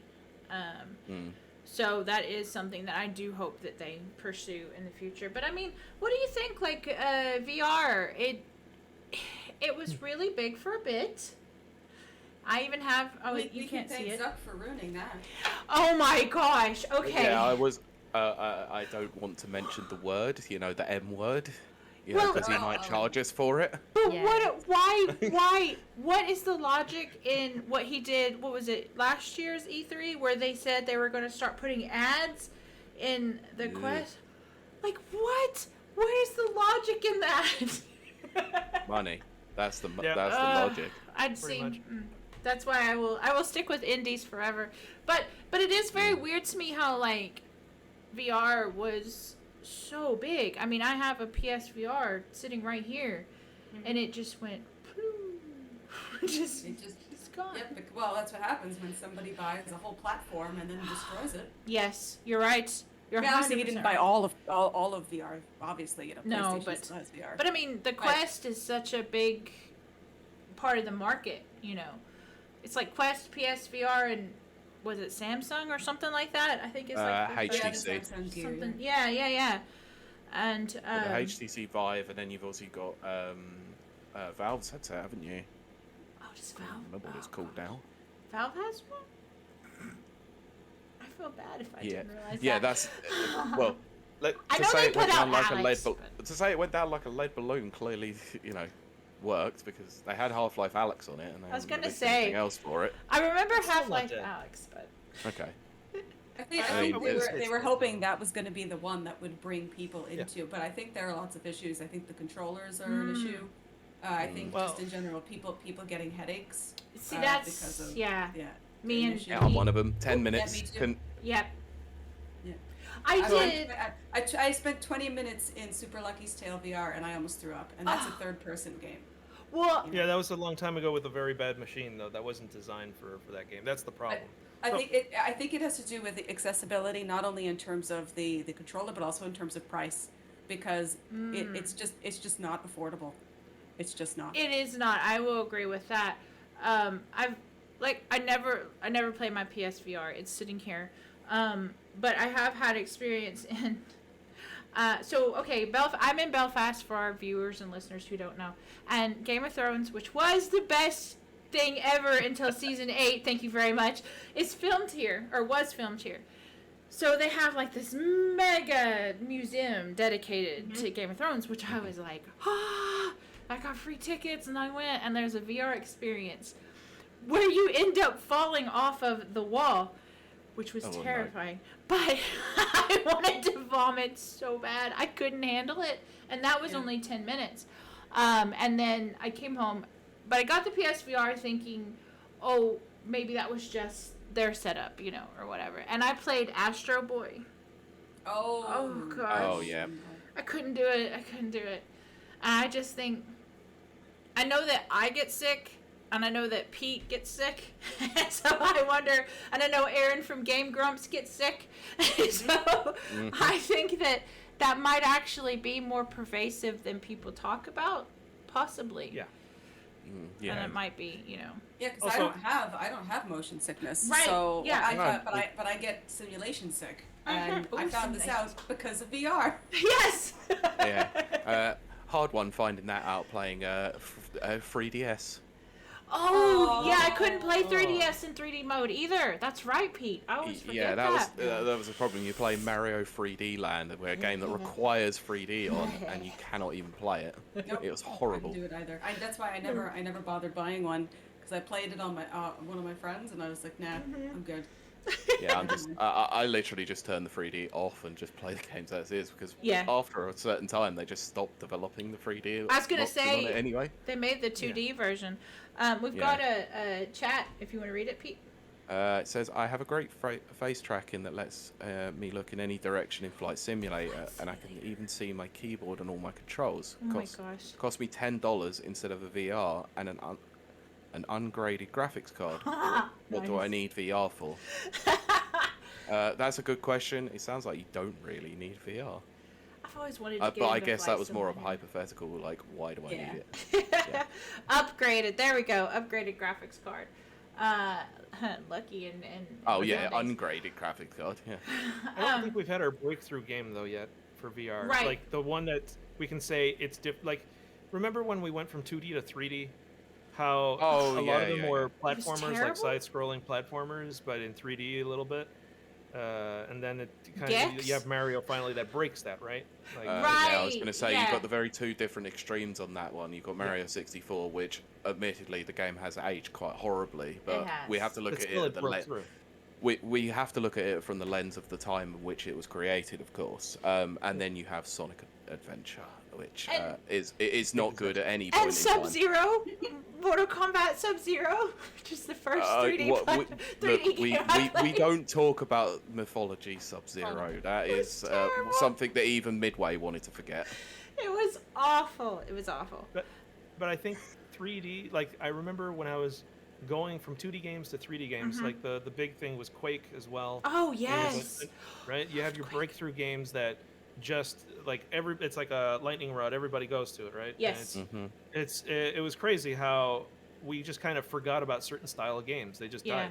Like, tell me about point and click games. Where are they these days? I love You know, point and Making a click. massive resurgence. I love point and click. We're actually one of them. We're hopefully. Oh, right. Our game is basically a point and click game. I but believe you, I reimagined. love the old point and click games from days gone. I was gonna say, didn't LucasArts put out something recently that was like a homage Monkey to? Island. What? Oh well, yeah, the Monkey Island's announcement of the definitely new coming Monkey out. Island. Yeah, Yeah. I've It's never not seen being people published so by them. excited. It's being published by Devolver. Is it really? I know. Yeah. Well, that's a good studio. I mean, if it can't be LucasArts. But it seems like there was something else very recently, I'd say within 2 years, that was a point-and-click adventure, and it was like a homage, but Oh, I think I know what we you're talking reviewed about. it. I Yeah, we cannot reviewed remember. it at Rapid Reviews. I can't remember, but it was There's very... still love for those games. Yeah, exactly, exactly. It really started up a lot of those... So, what I'm saying is, like, going. for VR, we still haven't had our breakthrough game. No, like the we one haven't. that makes it so that you can't go back. You know, right. it's like Yeah. if you, let's say Quake was a thing that you loved. Mhm. Like, look at the, we wouldn't have Fortnite if we didn't have Quake. Absolutely. let's just I put that agree way, with right? that. Mhm. So, like once we have that breakthrough, you can't go back to the previous technology to make any Right. of the games like it. I So mean, for there's VR, we always haven't had VR that. chat. Oh, I love VR You can't go chat. back once you've got it. That's a different thing, though. That's a different kind of going back. Oh, I love that. It's so depraved. But I find VR just hasn't had its breakthrough, Right. and also there's just too high an entry point because you have to give That up is so true. much. Mhm. So, for example, I'm one of those people who, even when I was working for EA and all those other companies, I've been a big fan of VR from day one, and I was pushing Right. for ideas, and I always got they just sat on me. They just said, nope, you go back, go get these bugs fixed, and that's how it was for me. But where I'm getting at is that there's like there's too much of a like to get into it. You have to buy the equipment. You have to accept that you're no longer using whatever you're using every day, your daily driver, whatever it is, your phone, your computer, Right. whatever. You have to tell them, no, now you're going to be using this other thing. And in my case, even though I accepted all of that, the one that I couldn't get past, and this is personal to me, like I'm physically disabled. I Right. have one hand and my legs are prosthetic. But Right. the point is, and keep in mind, I beat Elden Ring, so no excuses. Nice. It's not a disability. No excuses. That's awesome. So the thing is, I think my age is more of a disability at this point. But anyways, the thing that I'm saying is, I couldn't get into VR no matter how much I tried, and even I developed VR things on my own time because of the controller. Believe it or not, that was the line that I couldn't cross. Really? Because I was like, I can't use these controllers. I can't put this thing in the left hand because I don't have a left hand. And so then I was Never like, thought of all right, it. maybe I can do this with the controller. And no, it was not pleasant. And then I was like, and the game designer did not make it so I can use a normal controller. Fantastic. Because they have this obsession that VR requires a VR floaty thing in the air. And that's, for me, that was the breaking line. That was the breaking point. So I kind of gave up on VR after that point. And I think a lot of people have that line somewhere and they just stop, and then it's kind of like 3D TV. Like, you know, those TVs. Oh gosh, yeah. I had a 3D TV. I had one. When they first saw came one in out. the flesh the other week, and I was so surprised. I had Wow, the you found glasses and one. everything. Yeah. Oh gosh. No, but the thing is, though, think about the investment that it costs. Like, you're basically telling someone, all right, we know you just went from CRT to these type of TVs. Yep. Now we're asking you one more time, throw all that out and buy a whole new thing, and then it doesn't go anywhere. Yeah. Good luck getting that person to buy something else in that same direction. So the same thing with VR. There's the people that have tried it. It's the bridges have been burned. You could also say the same thing about new media formats as well, with the fact that you had HD DVD and Blu-ray as well. Yeah. Look how badly HD DVD went down the pan. I Oh think that my lasted 6 gosh. months, didn't it? So Xbox or Microsoft clearly had banked on that, and they wanted people to obviously invest in that. And then when it came time to the Xbox One coming out, no, it did not go well, and that was obviously for their own doing, because that box was a terrible idea. But in that scenario, though, the Blu-ray did survive. Yes. So it's kind of like VHS and Beta, same thing. Right. One of them did survive and it moved forward. In this case, there is no VR equivalent of any kind that's moving forward. No. Right. Because they've basically, because of the way developers for it and companies have been using it, they've burned their bridges with everybody pretty much. That's There's only a small very group interesting. that will Yeah. accept VR at this point. I agree with you. The barrier to entry is far too high for people to get burned quite easily and then just turn their back on it, you know.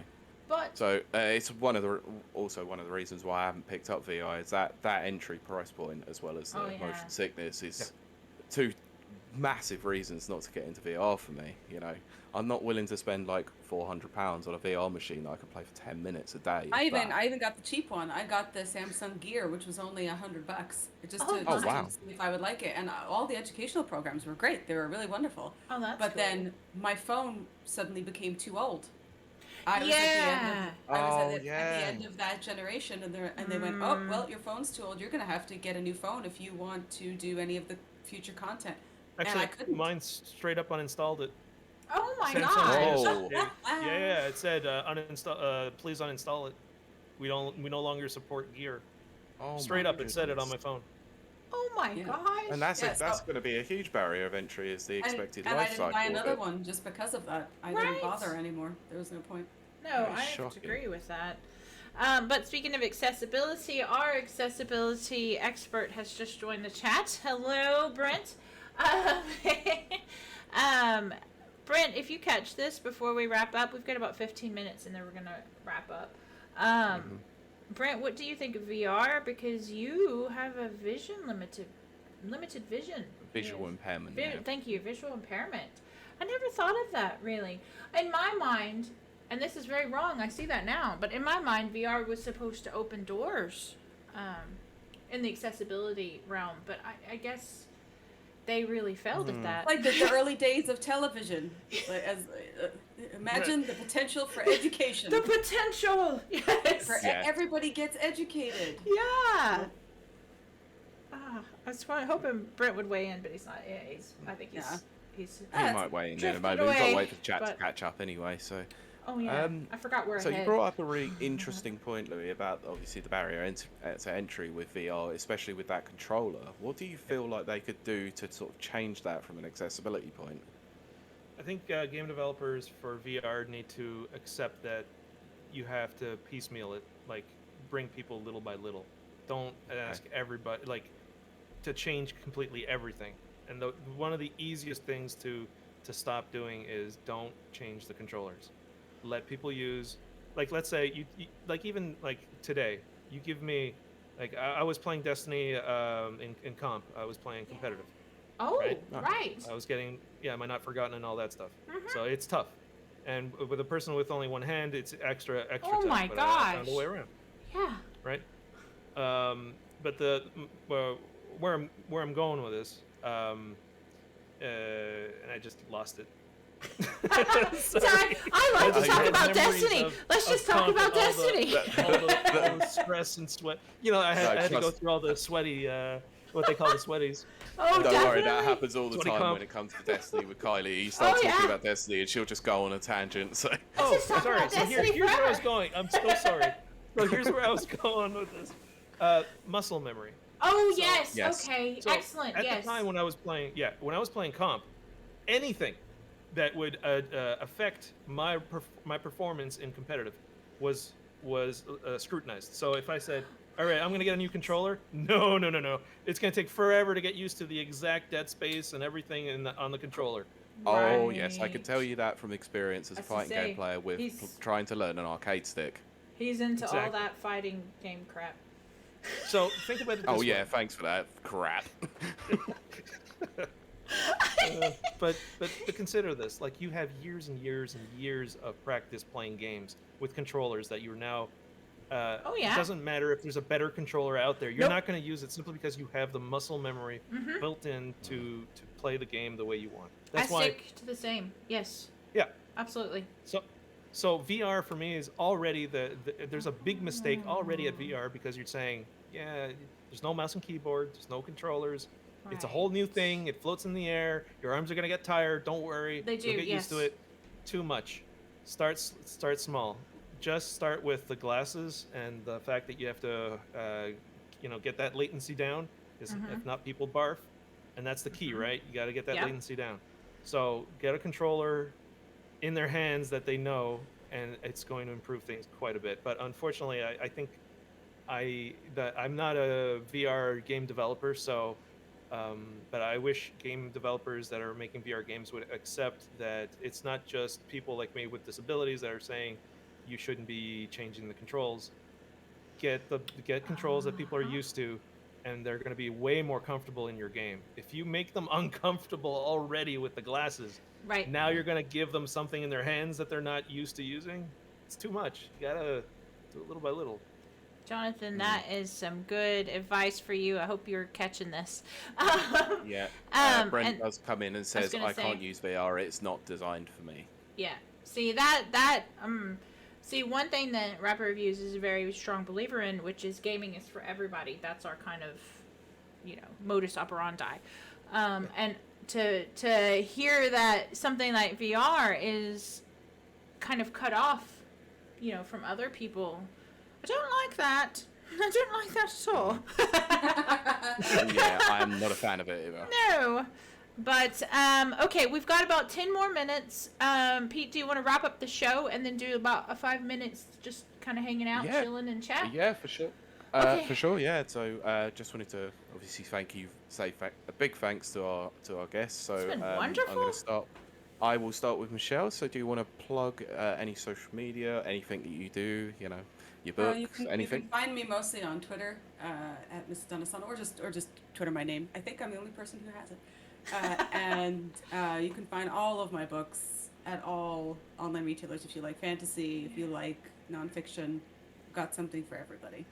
Woohoo. Perfect. I will ask if you could put these in the chat just so that I can obviously add them to our show notes You're as gonna make well. me find 25 titles. No, I didn't mean like that. I just meant with Twitter. Twitter will be fine because it will have links to all that probably. Lauren? You can find me on Twitter and Twitch, Law Witchy. I'm going to put it in the chat for you to make it really easy. There's my Twitter. Ta-da! Lovely, thank you. And Louis? For me, it's real simple. Just come to our Discord if you really want to have a chat with me, Ooh. or if you'd like just to have a conversation. Love to get to know your perspective. Like anybody out there that plays our game, let me know what you think. Come to our Discord. On Twitter, yeah, I'm there too. But please come to our Discord. It's so much nicer. It's easier to have a real conversation. Sorry, I was just laughing at something that Michelle's put in our chat. That gif. Oh yeah. Domino Star of Spaceboat is getting very antsy for her dinner.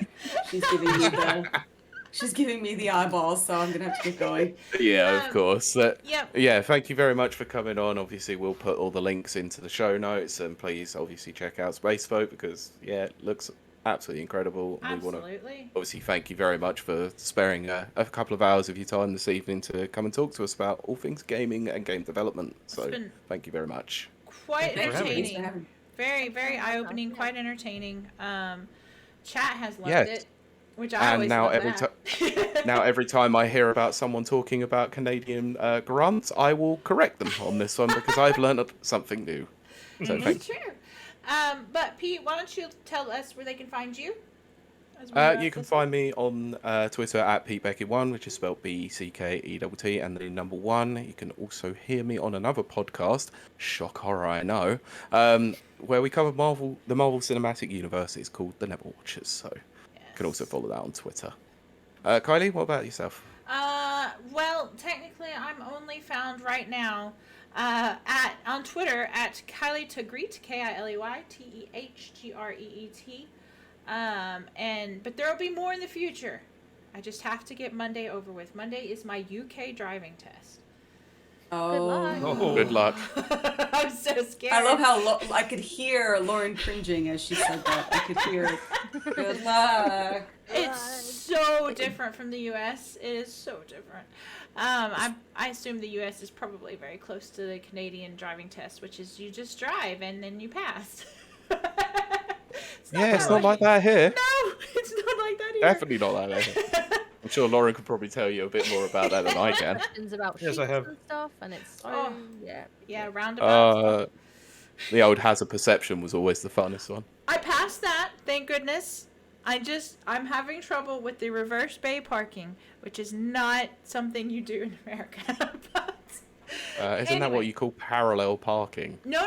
This is Oh, backing okay. into a parking space. But Okay. see, in America, our parking spaces are slanted. and so it's easier to get Oh. into. And here they're like not slanted, they're perfectly square. Anyway, that's boring. So we're gonna wrap it up. Thank you so much to our watchers and listeners for joining us. This has been so informative. One of our best yet, I will definitely say. And we will catch you next week. So we will see you and talk to you next week. Bye. Bye-bye. Now, Ciao. that ends the podcast recording. We're going to wrap up the stream right now. Yeah. It's, Because it is Michelle's got after go, 10 obviously, o'clock. and it's late, yeah. It's after 10 o'clock. Pete's got to work, and I have a test in the morning. Anyway, so I want to thank our Twitch viewers for participating in Twitch. That has been amazing. Chat really, really got involved, and I love it. I want to thank our guests. You have been amazing, all three of you. We hope we can have you back as development goes further and you become a famous AAA studio. Yeah, we'll have to try and get you on nearer to the time when the game's actually due to be released, so we can obviously talk about it a bit more then. And just going to do the PR thing here. Code to Rapid Reviews would be nice. Oh yes, let us review your game. That's right. Yeah, absolutely. Yeah, we'll happily review it. We review everything. Yes. So yeah, we're gonna end the stream now. Feel free to review the demo if you want to. People have actually reviewed the demo. I will give it a shot. Yeah, I stream for Rapid Reviews. Maybe I'll stream the demo. Yeah, go for it. Being the fact that I actually have a Lauren PC can that's even decent give enough to you play. an exclusive code if the Steam link is not exclusive enough for you. There you go. Nice. That's what I want. Exclusivity. It's the same build. Yeah. Sorry. Yeah. No extra secrets, Easter eggs. But So it should be about an hour of gameplay. So okay, that's Awesome. perfect. Yeah, I don't like to stream for much longer. I have ADD. I get bored. To be fair as well, now that I've got a decent enough PC, I can actually play it, so I will give it a go. Absolutely. from what I understand, we're potato friendly. Oh, good. That's good. Wish I would have known that a couple of months ago before I spent £1,200 on a new one. A shiny potato. We did have somebody complain that, and this is not not to say something negative towards the person. We did get a little bit of a complaint that someone without a video card was having a little trouble playing the game. Oh gosh. What? Oh. No. I'm serious. This is legit. Yeah. Like they have an integrated video. I was gonna say. Okay. And the frame rate wasn't super great, but it was still playable. So. Well, that's good. At least it was playable. Oh, don't buy integrated computers, please. That was essentially what I had with my last computer, which is why I could you can't barely afford run an anything emulator. else. All right, that's a okay. good point. Okay, And I'm speaking from a part of privilege, from a position of privilege. So. I'll be honest, it got me through 115 episodes of this podcast That's and true. editing, so I can't complain at that for sure. See, I built my own PC, so I'm just like, whatever. But all right, we're gonna wrap this up so everybody can go, because holy crap, in the UK it is 10:13 at night. Yeah. But anyway, thank you so much to our streamers, and thank you so much to our guests, and we will see all of you guys next week. Bye.